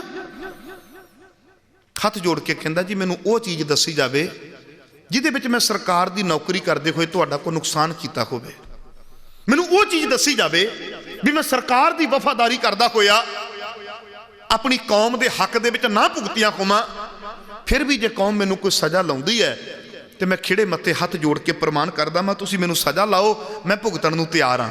ਸਿੱਖਾਂ ਨੇ ਕਿਹਾ ਵੀ ਨਹੀਂ, ਆਪਾਂ ਇਹਦੀ ਗੱਲ ਸੁਣ ਲਈਏ। ਕਹਿੰਦਾ ਜੀ ਸਰਕਾਰ ਤੁਹਾਡੇ ਨਾਲ ਸਮਝੌਤਾ ਕਰਨਾ ਚਾਹੁੰਦੀ ਹੈ, ਆ ਚਾਂਦੀ ਦੀ ਪਰਾਤ ਮੈਂ ਲੈ ਕੇ ਆਇਆ ਵਾਂ, ਇਹਦੇ ਵਿੱਚ ਰੇਸ਼ਮੀ ਦਸਤਾਰ ਹੈ, ਇਹਦੇ ਵਿੱਚ ਕਿਰਪਾਨ ਹੈ, ਸੁੱਕੇ ਮੇਵੇ ਨੇ, ਬਾਦਸ਼ਾਹੀ ਮੋਹਰ ਦੀ ਚਿੱਠੀ ਹੈ। ਸਰਕਾਰ ਕਹਿੰਦੀ ਹੈ ਵੀ ਸਾਡੇ ਨਾਲ ਸਮਝੌਤਾ ਕਰ ਲਵੋ, ਬੇਨਤੀ ਹੈ ਰੋਜ਼ ਜੰਗ ਜੁੱਧ ਤੋਂ ਆਪਾਂ ਬਚਾ ਕਰੀਏ, ਤੁਹਾਡੇ ਵੀ ਮਰਦੇ ਨੇ ਸਾਡੇ ਵੀ ਮਰਦੇ ਨੇ, ਸਰਕਾਰੀ ਖਜ਼ਾਨੇ ਤੇ ਸਾਡੇ ਵੀ ਬੋਝ ਪੈ ਰਿਹਾ, ਤੁਹਾਡਾ ਵੀ ਨੁਕਸਾਨ ਹੁੰਦਾ ਪਿਆ, ਤੁਸੀਂ ਇਹ ਖਿੱਤਾ ਲੈ ਲਵੋ, ਤੁਸੀਂ ਉਹਦੇ ਵਿੱਚ ਆਪਣਾ ਕਾਰਜ ਸਾਰੋ, ਤੁਸੀਂ ਸਾਡੇ ਕੰਮਾਂ ਵਿੱਚ ਦਖਲਅੰਦਾਜ਼ੀ ਨਾ ਕਰੋ, ਅਸੀਂ ਤੁਹਾਡੇ ਕੰਮਾਂ ਵਿੱਚ ਦਖਲਅੰਦਾਜ਼ੀ ਨਹੀਂ ਕਰਦੇ। ਕਹਿੰਦੇ ਫਿਰ ਕਹਿੰਦੇ ਉਹਨਾਂ ਨੇ ਕਿਹਾ ਵੀ ਕੋਈ ਵੀ ਆਪਸ ਦੇ ਵਿੱਚ ਚੋਣ ਕਰ ਲਓ ਤੇ ਉਹਨੂੰ ਨਵਾਬੀ ਦੇ ਦਿਓ। ਆਵਾਜ਼ ਪਤਾ ਕੀ ਆਈ? ਸੁਣਿਆ ਜੇ? ਕਹਿੰਦੇ ਅਸੀਂ ਨਵਾਬੀਆਂ ਬਾਦਸ਼ਾਹਾਂ ਕੋਲੋਂ ਨਹੀਂ ਲੈਂਦੇ, ਅਸੀਂ ਤੇ ਖੁਦ ਪਾਤਸ਼ਾਹੀ ਦਾਅਵਾ ਕਰਦੇ ਹਾਂ, ਅਸੀਂ ਬਾਦਸ਼ਾਹਾਂ ਦੀਆਂ ਦਿੱਤੀਆਂ ਹੋਈਆਂ ਨਵਾਬੀਆਂ ਨਹੀਂ ਲੈਂਦੇ। ਕਈ ਕਹਿੰਦੇ ਜੀ ਇਹ ਸਿਧਾਂਤ ਗੁਰੂ ਗੋਬਿੰਦ ਸਿੰਘ ਨੇ ਦਿੱਤਾ। ਮੈਂ ਕਿਹਾ ਨਹੀਂ, ਜਦੋਂ ਅਕਬਰ ਗੁਰੂ ਕੇ ਲੰਗਰਾਂ ਦੇ ਵਿੱਚ ਆਇਆ ਸੀ ਨਾ, ਕਹਿੰਦਾ ਜੀ ਲੰਗਰ ਬਹੁਤ ਸਵਾਦੀ ਹੈ, ਮੈਂ ਚਾਹੁੰਦਾ ਮੈਂ ਲੰਗਰ ਦੇ ਨਾਮ ਤੇ ਖਜ਼ਾਨਾ ਲਾ ਦਿਆਂ। ਸਾਹਿਬ ਜੀ ਕਹਿੰਦੇ ਨਹੀਂ, ਇਹ ਗੁਰੂ ਨਾਨਕ ਦੇ ਘਰ ਦੇ ਲੰਗਰ ਨੇ, ਬਾਦਸ਼ਾਹਾਂ ਦੇ ਖਜ਼ਾਨਿਆਂ ਦੇ ਨਾਲ ਨਹੀਂ, ਇਹ ਸੰਗਤਾਂ ਦੇ ਟਕੇ ਟਕੇ ਨਾਲ ਚੱਲਦੇ ਹੁੰਦੇ ਨੇ। ਕਹਿੰਦਾ ਜੀ ਜੇ ਕਹੋ ਤੇ ਜ਼ਮੀਨ ਲਵਾ ਦਿਆਂ। ਪਾਤਸ਼ਾਹ ਕਹਿਣ ਲੱਗੇ ਗੁਰੂ ਨਾਨਕ ਦੇ ਘਰ ਦੇ ਲੰਗਰ ਬਾਦਸ਼ਾਹਾਂ ਦੀਆਂ ਜ਼ਗੀਰਾਂ ਦੇ ਨਾਲ ਨਹੀਂ, ਇਹ ਤੇ ਖੂਨ ਪਸੀਨੇ ਦੀ ਕਮਾਈ ਦੇ ਨਾਲ ਚੱਲਦੇ ਹੁੰਦੇ, ਤਾਂ ਹੀ ਲੰਗਰ ਸਵਾਦ ਨੇ। ਇਹਦਾ ਅਰਥ ਸ਼ੁਰੂ ਤੋਂ ਇਹ ਰਿਹਾ ਹੈ ਵੀ ਅਸੀਂ ਬਾਦਸ਼ਾਹਾਂ ਦੀ ਜੁੱਤੀ ਹੇਠੋਂ ਨਹੀਂ ਲੰਘਦੇ। ਜੇ ਬਾਬਰ ਨੂੰ ਜਾਬਰ ਕਹਿਣਾ ਨਾ, ਤੇ ਫਿਰ ਅਕਬਰ ਨੂੰ ਇਹਨਾਂ ਤੇ ਕਹਿਣਾ ਪਏਗਾ ਵੀ ਜੇ ਲੰਗਰ ਸਵਾਦੀ ਹੈ ਤੂੰ ਛਕ ਜਾ, ਪਰ ਇੱਕ ਚੇਤਾ ਰੱਖੀ, ਇਹ ਨਾ ਅਹਿਸਾਨ ਰੱਖੀ ਵੀ ਲੰਗਰ ਦੇ ਨਾਮ ਤੇ ਜ਼ਗੀਰ ਲਾਵਾਂਗਾ ਤਾਂ ਹੀ ਲੰਗਰ ਚੱਲਣਗੇ। ਇੱਥੇ ਜ਼ਗੀਰਾਂ ਨਹੀਂ, ਇਹ ਤੇ ਸੰਗਤ ਦੇ ਦਸਵੰਧ ਦੇ ਨਾਲ ਚੱਲਦੇ ਨੇ, ਟਕੇ ਟਕੇ ਨਾਲ ਚੱਲਦੇ ਨੇ, ਲਹੂ ਪਾਣੀ ਨਾਲ ਚੱਲਦੇ ਨੇ, ਖੂਨ ਪਸੀਨੇ ਨਾਲ ਚੱਲਦੇ ਨੇ। ਤੇ ਇਹੀ ਸਿਧਾਂਤ ਅੱਗੇ ਜਾ ਕੇ ਆ ਗਿਆ। ਕਰੀਬ 1733 18ਵੀਂ ਸਦੀ ਦਾ ਮੱਧ ਦਾ ਸਮਾਂ ਹੈ। ਕਹਿੰਦਾ ਜੀ ਦੇਖੋ, ਮੈਂ ਨਹੀਂ ਕਹਿੰਦਾ ਵੀ ਤੁਸੀਂ ਆਪਣਾ ਪਾਤਸ਼ਾਹੀ ਦਾਵਾ ਛੱਡੋ, ਤੇ ਮੈਂ ਨਹੀਂ ਕਹਿੰਦਾ ਵੀ ਸਰਕਾਰ ਦੇ ਵਫਾਦਾਰ ਰਹੋ, ਪਰ ਇੱਕ ਚੇਤਾ ਰੱਖਿਆ ਜੇ ਸਰਕਾਰ ਨਿਯੋਤਾ ਦੇ ਰਹੀ ਹੈ ਤੇ ਇਹਦੇ ਸਿੱਧੇ ਅਰਥ ਨੇ ਵੀ ਸਰਕਾਰ ਝੁਕੀ ਹੋਈ ਹੈ। ਆਖੋ ਸਤਨਾਮ ਸ੍ਰੀ, ਤੁਹਾਡੇ ਅੱਗੇ ਝੁਕੀ ਹੋਈ ਹੈ, ਸਰਕਾਰ ਤੁਹਾਡਾ ਮੁਕਾਬਲਾ ਕਰਨ ਦੇ ਯੋਗ ਨਹੀਂ ਹੈ। ਕਹਿੰਦੇ ਵੀ ਠੀਕ ਹੈ ਜੇ ਤੂੰ ਇਹ ਗੱਲ ਕਹਿ ਰਿਹਾ ਹੈ, ਔਰ ਸਾਰਿਆਂ ਨੇ ਆਪਸ 'ਚ ਕੀਤੀ ਸਲਾਹ। ਮੈਂ ਹਿਸਟਰੀ ਦੇ ਵਿੱਚ ਪੜ੍ਹਿਆ, ਕਹਿੰਦੇ ਉਸ ਵੇਲੇ ਅਕਾਲ ਤਖਤ ਸਾਹਿਬ ਦੇ ਲਾਗੇ 32 ਸਰਦਾਰ ਬੈਠੇ ਸੀ। 32 ਪੁੱਛਿਆ ਗਿਆ ਕੀ ਖਿਆਲ ਹੈ ਤੁਹਾਡਾ? ਉਹ ਪਤਾ ਕੀ ਜਵਾਬ ਦਿੰਦਾ? ਕਹਿੰਦਾ ਨਹੀਂ, ਸਾਨੂੰ ਨਵਾਬੀਆਂ ਬਾਦਸ਼ਾਹਾਂ ਕੋਲੋਂ ਲੈਣੀਆਂ ਨਹੀਂ ਪੈਣੀਆਂ, ਅਸੀਂ ਆਪਣੇ ਆਪ ਦੇ ਵਿੱਚ ਨਵਾਬ ਆ, ਨਵਾਬਾਂ ਵਰਗੀ ਜ਼ਿੰਦਗੀ ਜਿੰਨੇ ਆ, ਬਾਦਸ਼ਾਹਾਂ ਵਰਗੀ ਜ਼ਿੰਦਗੀ ਜਿੰਨੇ ਆ। ਜਦੋਂ ਮਾਨਸਿਕ ਗੁਲਾਮੀ ਉਤਰ ਜਾਂਦੀ ਹੈ ਨਾ ਤਾਂ ਤੁਸੀਂ ਬਾਦਸ਼ਾਹ ਹੁੰਦੇ ਹੋ। ਮੈਨੂੰ ਮਾਫ ਕਰਿਆ ਜੀ, ਇਹ ਸੱਚ ਹੈ। ਤੇ ਜੇ ਤਖਤ ਤੇ ਬਹਿ ਕੇ ਵੀ ਤੁਸੀਂ ਮਾਨਸਿਕ ਤੌਰ ਤੇ ਗੁਲਾਮ ਹੋ ਨਾ, ਤੇ ਤੁਸੀਂ ਭਿਖਾਰੀ ਹੋ, ਬੈਠੇ ਭਾਵੇਂ ਤੁਸੀਂ ਤਖਤ ਤੇ ਹੋ। ਤੁਹਾਡੀ ਸੋਚ ਦੇ ਨਾਲ ਬੜਾ ਕੁਛ ਹੈ। ਜੇ ਮੇਰੀ ਸੋਚ ਸੁਤੰਤਰ ਨਹੀਂ ਤੇ ਉਹਦਾ ਮੈਨੂੰ ਜਿਹੜਾ ਮਰਜ਼ੀ ਦੇ ਦਿਓ, ਹਾਂ ਤੇ ਮੈਂ ਗੁਲਾਮ ਹੀ ਨਾ। ਬੋਲੋ ਬਈ, ਵੱਖਰੀ ਗੱਲ ਹੈ ਵੀ ਉਹ ਸੰਗਲ ਲੋਹੇ ਦੇ ਨਹੀਂ ਹੋ ਸਕਦੇ, ਸੋਨੇ ਦੇ ਹੋਣ, ਪਰ ਆਖਰਕਾਰ ਮੈਂ ਤੇ ਬੱਝਾ ਹੋਇਆ ਮਾਂ ਨਾ।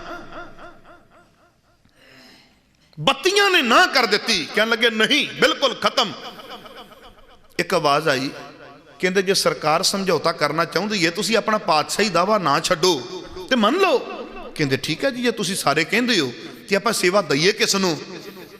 ਕਹਿੰਦੇ ਸੰਗਤ ਦੇ ਵਿੱਚ ਲੰਗਰ ਦੀ ਸੇਵਾ, ਘੋੜਿਆਂ ਦੀ ਸੇਵਾ, ਜਿਵੇਂ ਘੋੜਿਆਂ ਦੀ ਲਿੱਦ ਇਕੱਠੀ ਕਰਨਾ, ਘੋੜਿਆਂ ਤੇ ਖਰਖਰਾ ਫੇਰਨਾ, ਤੇ ਸੰਗਤ ਦੇ ਵਿੱਚ ਪੱਖਾ ਕਰਨਾ।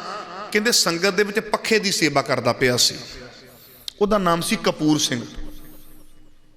ਕਹਿੰਦੇ ਵੀ ਇੰਜ ਕਰੋ, ਇਹ ਜਿਹੜੀ ਨਵਾਬੀ ਦੇਣੀ ਹੈ ਨਾ, ਆਹ ਸਰਦਾਰ ਸਾਹਿਬ ਨੂੰ ਦੇ ਦਿਓ। ਸਾਰਿਆਂ ਨੇ ਜਕਾਰੇ ਦੇ ਨਾਲ ਪ੍ਰਵਾਨਗੀ ਦੇ ਦਿੱਤੀ। ਹੁਣ ਉਹ ਮਨਾ ਵੀ ਨਹੀਂ ਕਰ ਸਕਦੇ। ਕਿਉਂ ਨਹੀਂ ਕਰ ਸਕਦੇ? ਕਿਉਂਕਿ ਸੰਗਤ ਦਾ ਹੁਕਮ ਹੈ, ਸੰਗਤ ਦਾ ਹੁਕਮ ਹੈ, ਮਨਾ ਨਹੀਂ ਕਰ ਸਕਦੇ। ਤੇ ਸਿਧਾਂਤ ਵੀ ਇਹ ਸੇਵਾ ਦੇ ਵਿੱਚੋਂ ਮਾਣ ਹੈ, ਚਾਪਲੂਸੀਆਂ ਦੇ ਵਿੱਚੋਂ ਮਾਣ ਨਹੀਂ, ਸੇਵਾ ਦੇ ਵਿੱਚੋਂ ਮਾਣ ਹੈ। ਕਹਿੰਦੇ ਵੀ ਠੀਕ ਹੈ, ਤੁਹਾਡਾ ਹੁਕਮ ਹੈ, ਸਿਰ ਮੱਥੇ ਹੈ। ਪਰ ਜਿਹੜੇ ਇਸ ਤੋਂ ਪਹਿਲਾਂ 32 ਸਰਦਾਰ ਸੀ ਨਾ, ਉਹਨਾਂ ਨੇ ਚਾਂਦੀ ਦੀ, ਔਰ ਇਹ ਉਹਨਾਂ ਵੇਲਿਆਂ ਦੀ ਗੱਲ ਹੈ ਜਦੋਂ ਅਸੀਂ ਘੋੜਿਆਂ ਦੀਆਂ ਕਾਠੀਆਂ ਤੇ ਰਹਿੰਦੇ ਸਾਂ, ਸਾਡੇ ਕੋਲੇ ਆਪਣੇ ਘਰ ਘੱਟ ਨਹੀਂ ਸੀ ਹੁੰਦੇ। ਮਹਿਸੂਸ ਕਰਿਆ ਜੇ ਕਦੀ ਗੱਲਾਂ, ਮਹਿਸੂਸ ਕਰੋ ਕਦੀ, ਇਹ ਉਸ ਵੇਲੇ ਦੀਆਂ ਗੱਲਾਂ ਨੇ। ਉਸ ਵੇਲੇ ਦੇ ਵਿੱਚੋਂ ਹਿਸਟਰੀ ਨੂੰ ਵੇਖੋ। ਉਹਨਾਂ ਨੇ ਆਪਣੇ ਪੈਰ ਦੇ ਨਾਲ ਪਰਾਤ ਨੂੰ ਪਾਸੇ ਕਰ ਦਿੱਤਾ ਸੀ। ਕਹਿਣ ਲੱਗੇ ਸਾਨੂੰ ਨਵਾਬੀ ਨਹੀਂ ਚਾਹੀਦੀ। ਸ਼ਾਇਦ ਇਸੇ ਕਰਕੇ ਕਹਿੰਦੇ ਸੀ ਵੀ ਜਿਹੜੇ ਸਿੱਖ ਨੇ ਨਾ, ਇਹ ਨਵਾਬੀਆਂ ਨੂੰ ਵੀ ਠੋਕਰ ਮਾਰ ਦਿੰਦੇ ਨੇ, ਸ਼ਾਇਦ ਇੱਥੋਂ ਗੱਲ ਪਈ ਹੋਵੇਗੀ। ਕਹਿੰਦੇ ਸੰਗਤ ਦਾ ਹੁਕਮ ਹੈ, ਕਪੂਰ ਸਿੰਘ ਤੂੰ ਮਨਾ ਨਹੀਂ ਕਰ ਸਕਦਾ। ਕਹਿੰਦਾ ਜੀ ਫਿਰ ਦੋ ਚੀਜ਼ਾਂ ਨੇ, ਉਹਨਾਂ ਤੇ ਮੇਰਾ ਹੱਕ ਹੋਵੇਗਾ। ਕਹਿੰਦੇ ਕਿਹੜਾ? ਕਹਿੰਦੇ ਲੰਗਰ ਦੀ ਸੇਵਾ ਵੀ ਮੈਂ ਕਰਾਂਗਾ, ਘੋੜਿਆਂ ਦੀ ਸੇਵਾ ਵੀ ਮੈਂ ਕਰਾਂਗਾ, ਤੇ ਪੱਖੇ ਦੀ ਸੇਵਾ ਵੀ ਮੈਂ ਕਰਾਂਗਾ। ਇਹ ਸੇਵਾਵਾਂ ਤੇ ਮੇਰਾ ਹੱਕ ਹੋਏਗਾ। ਨਵਾਬੀ ਜਿਵੇਂ ਕਹਿੰਦੇ ਹੋ ਮੈਂ ਲੈ ਲੈਣਾ ਵਾ, ਕਿਉਂਕਿ ਤੁਹਾਡਾ ਹੁਕਮ ਮੈਂ ਮੋੜ ਨਹੀਂ ਨਾ ਸਕਦਾ। ਉਹ ਕਹਿੰਦੇ ਸਤ ਬਚਨ। ਜਦੋਂ ਨਵਾਬੀ ਦੀ ਪੋਸ਼ਾਕ ਲੱਗੇ ਨਾ ਪਾਉਣ, ਉਹਨਾਂ ਨੇ ਇੱਕ ਗੱਲ ਕਹੀ ਸੀ। ਕਹਿੰਦੇ ਮੈਂ ਚਾਹੁੰਦਾ ਵਾਂ ਇਹ ਜਿਹੜੀਆਂ ਪੋਸ਼ਾਕਾਂ ਨੇ ਨਾ, ਇਹ ਪੰਜਾਂ ਸਿੰਘਾਂ ਦੇ ਚਰਨਾਂ ਨੂੰ ਛੁਹਾ ਦਿਆਂ। ਜਿਹੜੇ ਸਾਡੇ ਆਗੂ ਨੇ ਨਾ, ਇਹਨਾਂ ਦੇ ਚਰਨਾਂ ਨੂੰ ਛੁਹਾ ਦਿਆਂ। ਇੱਕ ਵਿੱਚੋਂ ਆਵਾਜ਼ ਆਈ, ਇਹਦੇ ਨਾਲ ਕੀ ਹੋਵੇਗਾ? ਕਹਿੰਦਾ ਜੇ ਕਿਤੇ ਕੱਲ ਨੂੰ ਨਵਾਬੀ ਸਿਰ ਨੂੰ ਚੜਨ ਲੱਗੇਗੀ ਨਾ, ਤੇ ਮੈਂ ਇਹ ਗੱਲ ਸੋਚਾਂਗਾ ਵੀ ਜਿਹੜੀ ਨਵਾਬੀ ਮੈਂ ਚੱਕੀ ਫਿਰਦਾ ਵਾਂ ਨਾ, ਮੇਰੇ ਤੋਂ ਪਹਿਲਾਂ ਉਹਨੂੰ ਠੋਕਰਾਂ ਮਾਰੀਆਂ ਨੇ ਸਿੰਘਾਂ ਨੇ। ਕਹਿੰਦਾ ਮੇਰੇ ਦਿਮਾਗ ਨੂੰ ਨਵਾਬੀ ਨਾ ਚੜੇਗੀ। ਤੇ ਹੱਥ ਬੰਨ ਕੇ ਬੇਨਤੀ ਹੈ, ਇੱਥੇ ਤੇ ਪ੍ਰਧਾਨਗੀਆਂ ਵੀ ਦਿਮਾਗ ਨੂੰ ਚੜ ਜਾਂਦੀਆਂ ਨੇ। ਕੌੜੀ ਗੱਲ ਹੈ ਬਾਈ, ਇਹ ਨਾ ਹੋਵੇ ਦੁਬਾਰਾ ਮੈਨੂੰ ਸੱਦੋ ਹੀ ਨਾ। ਹੋ ਜਾਂਦਾ ਕਈ ਵਾਰੀ, ਇਹ ਗੱਲਾਂ ਕਰ ਗਿਆ, ਇਹ ਕਮੇਟੀਆਂ ਤੇ ਲਾ ਗਿਆ। ਨਹੀਂ, ਮੈਂ ਤੇ ਬੇਨਤੀ ਕਰਦਾ, ਮੈਂ ਕਹਿੰਦਾ ਵੀ ਸਾਡੇ ਵਰਗਿਆਂ ਨੂੰ ਹੰਕਾਰ ਹੋ ਜਾਂਦਾ। ਪ੍ਰਚਾਰਕਾਂ ਗੁਰੂ ਨਾਨਕ ਦੇ ਘਰ ਦੇ, ਸਾਡੀ ਬੋਲੀ ਦੇ ਵਿੱਚੋਂ ਕਈ ਵਾਰੀ ਹੰਕਾਰ ਦੀ ਬੂ ਆਉਂਦੀ ਹੈ। ਸੱਚ ਹੈ ਜੀ, ਮੈਂ ਤਾਂ ਮੰਨਣ ਨੂੰ ਤਿਆਰ ਹਾਂ। ਸਰਦਾਰ ਕਪੂਰ ਸਿੰਘ ਨੇ ਇੱਕ ਗੱਲ ਕਹੀ, ਕਹਿਣ ਲੱਗਾ ਜੇ ਸਰਦਾਰ ਕਪੂਰ ਸਿੰਘ ਤੋਂ ਮੈਨੂੰ ਨਵਾਬ ਕਪੂਰ ਸਿੰਘ ਬਣਾਉਣਾ ਚਾਹੁੰਦੇ ਹੋ, ਤੇ ਕਹਿੰਦਾ ਮੇਰੀ ਹੱਥ ਬੰਨ ਕੇ ਇੱਕ ਬੇਨਤੀ ਹੈ, ਇਹ ਪੋਸ਼ਾਕ ਪਹਿਲਾਂ ਪੰਜਾਂ ਦੇ ਚਰਨਾਂ ਨੂੰ ਛੁਹਾਓ, ਤੇ ਫਿਰ ਮੈਂ ਆਪਣੇ ਗਲ ਪਾਵਾਂਗਾ। ਕਹਿੰਦੇ ਵੀ ਇਹਦੇ ਨਾਲ ਕੀ ਹੋਵੇਗਾ? ਕਹਿੰਦਾ ਜੇ ਕਿਤੇ ਨਵਾਬੀ ਸਿਰ ਨੂੰ ਚੜਨ ਲੱਗੇਗੀ ਨਾ, ਕਿਤੇ ਈਗੋ ਆ ਜਾਂਦੀ ਹੈ ਨਾ, ਹਉਮੈ ਆ ਜਾਂਦੀ ਹੈ, ਕਿਤੇ ਵੀ ਆ ਜਾਂਦੀ ਹੈ। ਆਖਣਾ ਬੜਾ ਸੌਖਾ ਹੈ, ਮੈਂ ਹਉਮੈ ਤੋਂ ਰਹਿਤ ਹਾਂ, ਨਹੀਂ ਮੁੱਕਦੀ। ਬੋਲੋ ਬਈ, ਜਦੋਂ ਮੈਂ ਕਹਿ ਦਿੰਦਾ ਮੈਂ ਹਉਮੈ ਤੋਂ ਰਹਿਤ ਹਾਂ, ਕਈ ਵਾਰੀ ਉਦੋਂ ਹੀ ਹਉਮੈ ਬੋਲਦੀ ਹੁੰਦੀ ਹੈ। ਬੋਲੋ ਬਈ, ਹਉਮੈ ਉਦੋਂ ਹੀ ਬੋਲਦੀ ਹੁੰਦੀ ਮੇਰੀ, ਵੀ ਮੈਂ ਹਉਮੈ ਤੋਂ ਰਹਿਤ ਹਾਂ। ਨਹੀਂ, ਹਉਮੈ ਤੋਂ ਰਹਿਤ ਨਹੀਂ ਹਾਂ ਮੈਂ। ਇਹ ਬੜੀ ਸੂਖਸ਼ਮ ਹੈ, ਕਹਿਣਾ ਬੜਾ ਸੌਖਾ ਹੈ। ਆਪਾਂ ਕਹਿੰਦੇ ਨਹੀਂ ਫਲਾਣੇ ਨੇ ਗੱਲ ਕਹੀ ਮੈਨੂੰ ਤਾਂ ਲੱਗ ਹੀ ਗਈ। ਈਗੋ ਹਟ ਹੋਈ ਹੈ ਨਾ, ਹੋਈ ਹੈ ਨਾ। ਬਸ ਆਹੀ ਚੀਜ਼ਾਂ ਨੇ, ਅੰਦਰ ਬੈਠੀ ਹੈ ਹਉਮੈ, ਗਈ ਨਹੀਂ ਅਜੇ ਕਿਤੇ। ਬੜਾ ਔਖਾ ਹੈ ਆਪਣੇ ਅੰਦਰੋਂ ਕੱਢਣੀ, ਭਾਵੇਂ ਮੈਂ ਪ੍ਰਚਾਰਕ ਹਾਂ, ਸਾਡੇ ਅੰਦਰ ਵੀ ਬੈਠੀ ਆ ਉਹ। ਕਹਿੰਦਾ ਜੇ ਕਿਤੇ ਕੱਲ ਨੂੰ ਨਵਾਬੀ ਸਿਰ ਨੂੰ ਚੜਨ ਲੱਗੇਗੀ, ਕਿਤੇ ਮਨ 'ਚ ਖਿਆਲ ਆਵੇਗਾ ਮੈਂ ਨਵਾਬ ਸਾਹਿਬ ਹਾਂ, ਤੇ ਕਹਿੰਦਾ ਮੈਂ ਨਾ ਉਦੋਂ ਸੋਚਿਆ ਕਰਾਂਗਾ ਵੀ ਜਿਹੜੀ ਨਵਾਬੀ ਮਨਾਂ ਤੂੰ ਚੱਕੀ ਫਿਰਦਾ ਹੈ ਨਾ, ਇਹ ਨਵਾਬੀ ਨੂੰ ਪੰਜਾਂ ਨੇ ਠੋਕਰ ਮਾਰੀ ਹੈ। ਕਹਿੰਦੇ ਸਿੰਘਾਂ ਦੇ ਚਰਨਾਂ ਨੂੰ ਛੁਹਾਈ, ਤੇ ਉਸ ਤੋਂ ਬਾਅਦ ਉਹ ਪੋਸ਼ਾਕ ਪਾਈ। ਆਹ ਕਿਰਦਾਰ ਹੈ ਸਿੱਖ ਦਾ। ਬੋਲੋ ਬਈ, ਇਹ ਕਿਰਦਾਰ ਹੈ, ਇਹ ਤਸਵੀਰ ਹੈ ਸਿੱਖ ਦੀ।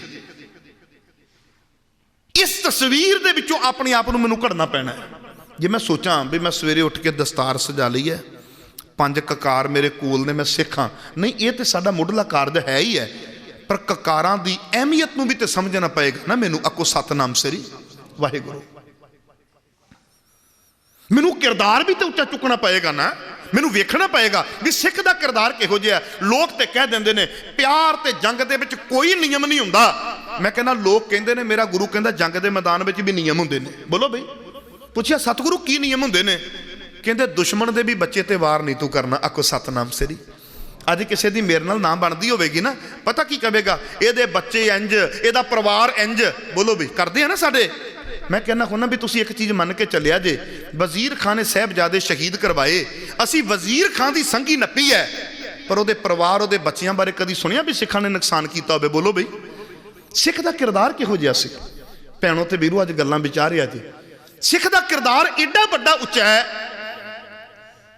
ਮੈਂ ਕਹਿੰਦਾ ਚਲੋ ਆਪਾਂ ਕੁਛ ਨਾਮ ਲੈ ਦਿੰਨੇ ਆ, ਹਨਾ। ਲੋਕੀ ਕਹਿ ਦਿੰਦੇ ਨੇ ਵੀ KPS ਗਿੱਲ ਨੇ ਆਹ ਕੀਤਾ, ਕੋਈ ਕਹਿ ਦਿੰਦਾ ਫਲਾਣੇ ਨੇ ਆਹ ਕੀਤਾ। ਕਦੀ ਸੁਣਿਆ ਵੀ ਉਹਦੇ ਪਰਿਵਾਰਾਂ ਬਾਰੇ ਵੀ ਕਿਸੇ ਨੇ ਕੋਈ ਪੋਸਟ ਪਾਈ ਹੋਵੇ? ਨਹੀਂ ਨਾ। ਇਥੋਂ ਕੀ ਸਾਨੂੰ ਪਤਾ ਲੱਗਦਾ ਹੈ? ਇਹ ਤੋਂ ਸਾਨੂੰ ਇਹ ਪਤਾ ਲੱਗਦਾ ਹੈ ਵੀ ਜੰਗ ਦੇ ਮੈਦਾਨ ਦੇ ਵਿੱਚ ਵੀ ਸਾਡੇ ਅਸੂਲ ਨੇ।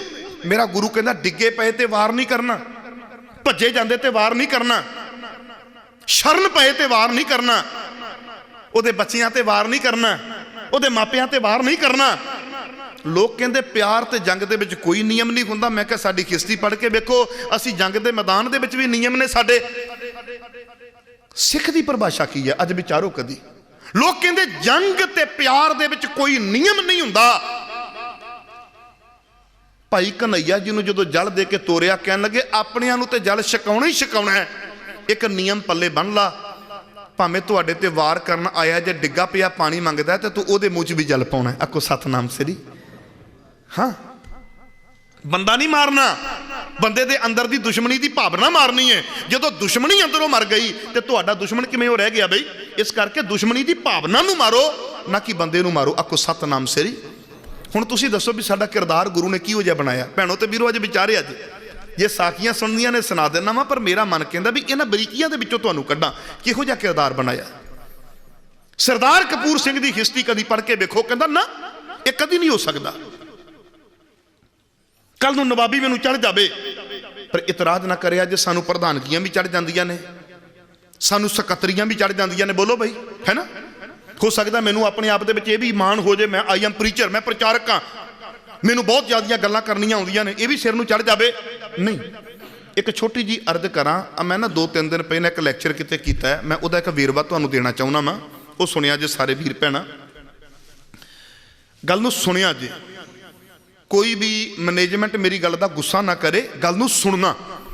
ਆਮ ਕਰਕੇ ਕਹਿ ਦਿੱਤਾ ਜਾਂਦਾ ਹੈ ਫਲਾਣੇ ਗੁਰਦੁਆਰੇ ਦਾ ਪ੍ਰਧਾਨ, ਫਲਾਣੇ, ਚਲੋ ਤੁਸੀਂ ਨਾ ਬੋਲੋ ਐਵੇਂ ਤੁਹਾਨੂੰ ਪੰਗਾ ਪੈ ਜਾਣਾ, ਮੇਰੇ ਤੇ ਚੱਲਦਾ ਰਹਿੰਦਾ ਹੈ ਨਾ। ਚਲੋ ਫਲਾਣੇ ਗੁਰਦੁਆਰੇ ਦਾ ਪ੍ਰਧਾਨ। ਅਸਲ ਵਿੱਚ ਕੋਈ ਗੁਰਦੁਆਰੇ ਦਾ ਪ੍ਰਧਾਨ ਨਹੀਂ ਹੁੰਦਾ,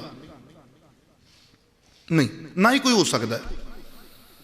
ਅਸਲ ਵਿੱਚ ਗੁਰਦੁਆਰਾ ਸਾਹਿਬ ਦੀ ਜਿਹੜੀ ਇੱਕ ਮੈਨੇਜਮੈਂਟ ਕਮੇਟੀ ਹੁੰਦੀ ਹੈ, ਉਹਦਾ ਪ੍ਰਧਾਨ ਚੁਣਿਆ ਜਾਂਦਾ ਹੈ। ਬੋਲੋ ਬਈ, ਗੱਲ ਫਿਰ ਵਿਚਾਰ ਲਵੋ ਨਾ, ਔਰ ਜੇ ਕਿਤੇ ਡਾਊਟ ਹੋ ਗਿਆ ਮੈਨੂੰ ਬਾਅਦ ਚ ਪੁੱਛ ਵੀ ਲਿਆ ਜੇ। ਗੁਰਦੁਆਰਾ ਸਾਹਿਬ ਦਾ ਮੈਨੇਜ ਕਰਨ ਵਾਸਤੇ, ਪ੍ਰਬੰਧ ਨੂੰ ਮੈਨੇਜ ਕਰਨ ਵਾਸਤੇ, ਲੰਗਰ ਨੂੰ ਮੈਨੇਜ ਕਰਨ ਵਾਸਤੇ, ਸਿਸਟਮ ਨੂੰ ਮੈਨੇਜ ਕਰਨ ਵਾਸਤੇ ਇੱਕ ਬਾਡੀ ਬਣਾਈ ਜਾਂਦੀ ਹੈ, ਜਿਹਨੂੰ ਆਪਾਂ ਕਹਿ ਦਿੰਦੇ ਹਾਂ ਇਹ ਗੁਰਦੁਆਰਾ ਸਾਹਿਬ ਦੀ ਮੈਨੇਜਮੈਂਟ। ਬੋਲੋ ਬਈ, ਕੀ ਕਹਿੰਦੇ ਆ? ਮੈਨੇਜਮੈਂਟ। ਹੁਣ ਉਸ ਮੈਨੇਜਮੈਂਟ ਦੇ ਵਿੱਚੋਂ ਇੱਕ ਪ੍ਰਧਾਨ ਚੁਣਿਆ ਜਾਂਦਾ ਹੈ, ਮੁੱਖ ਸੇਵਾਦਾਰ ਚੁਣਿਆ ਜਾਂਦਾ ਹੈ ਬਈ ਸਾਰਿਆਂ ਦੀ ਸਹਿਮਤੀ ਦੇ ਨਾਲ ਕਾਰਜ ਹੋਵੇਗਾ, ਪਰ ਅਸੀਂ ਇਹਨਾਂ ਨੂੰ ਮੁਖੀ ਬਣਾ ਦਿੰਨੇ ਆ, ਉਹ ਪ੍ਰਧਾਨ ਹੋ ਗਿਆ। ਉਹ ਅਸਲ ਵਿੱਚ ਗੁਰਦੁਆਰਾ ਸਾਹਿਬ ਦੀ ਮੈਨੇਜਮੈਂਟ ਕਮੇਟੀ ਦਾ ਪ੍ਰਧਾਨ ਹੁੰਦਾ ਹੈ, ਨਾ ਕਿ ਗੁਰਦੁਆਰੇ ਦਾ ਪ੍ਰਧਾਨ ਹੁੰਦਾ। ਆਖੋ ਸਤਨਾਮ ਸ੍ਰੀ। ਗੱਲ ਕੌੜੀ ਹੈ। ਗੁਰਦੁਆਰੇ ਦਾ ਪ੍ਰਧਾਨ ਕਿਵੇਂ ਕੋ ਬਣ ਸਕਦਾ ਹੈ? ਗੁਰਦੁਆਰੇ ਦਾ ਪ੍ਰਧਾਨ ਕੋਈ ਕਿਵੇਂ ਬਣ ਸਕਦਾ ਹੈ? ਗੁਰਦੁਆਰਾ ਕੋਈ ਬਿਲਡਿੰਗ ਥੋੜਾ ਹੈ, ਗੁਰਦੁਆਰਾ ਇੱਕ ਸਿਧਾਂਤ ਹੈ। ਆਖੋ ਸਤਨਾਮ ਸ੍ਰੀ। ਹਾਂ, ਇਹ ਕੋਈ ਇਮਾਰਤ ਨਹੀਂ ਹੈ। ਜੇ ਅਕਾਲ ਤਖਤ ਸਾਹਿਬ ਇੱਕ ਇਮਾਰਤ ਹੀ ਹੁੰਦਾ ਤੇ ਫਿਰ ਤੇ 84 ਵੇਲੇ ਢਾ ਦਿੱਤਾ ਸੀ ਉਹਨਾਂ ਨੇ। ਫਿਰ ਅਸੀਂ ਕੀ ਕਹੀਏ? ਸਾਨੂੰ ਕਹਿਣਾ ਪਏਗਾ ਵੀ ਅਕਾਲ ਤਖਤ ਸਾਹਿਬ ਇੱਕ ਸਿਧਾਂਤ ਹੈ, ਇਹ ਇਕੱਲੀ ਬਿਲਡਿੰਗ ਤੇ ਇਮਾਰਤ ਨਹੀਂ ਹੈ। ਆਖੋ ਸਤਨਾਮ ਸ੍ਰੀ ਵਾਹਿਗੁਰੂ। ਗੁਰਦੁਆਰਾ ਸਾਹਿਬ ਇੱਕ ਬਿਲਡਿੰਗ ਨਹੀਂ ਹੈ, ਸਿਧਾਂਤ ਹੈ।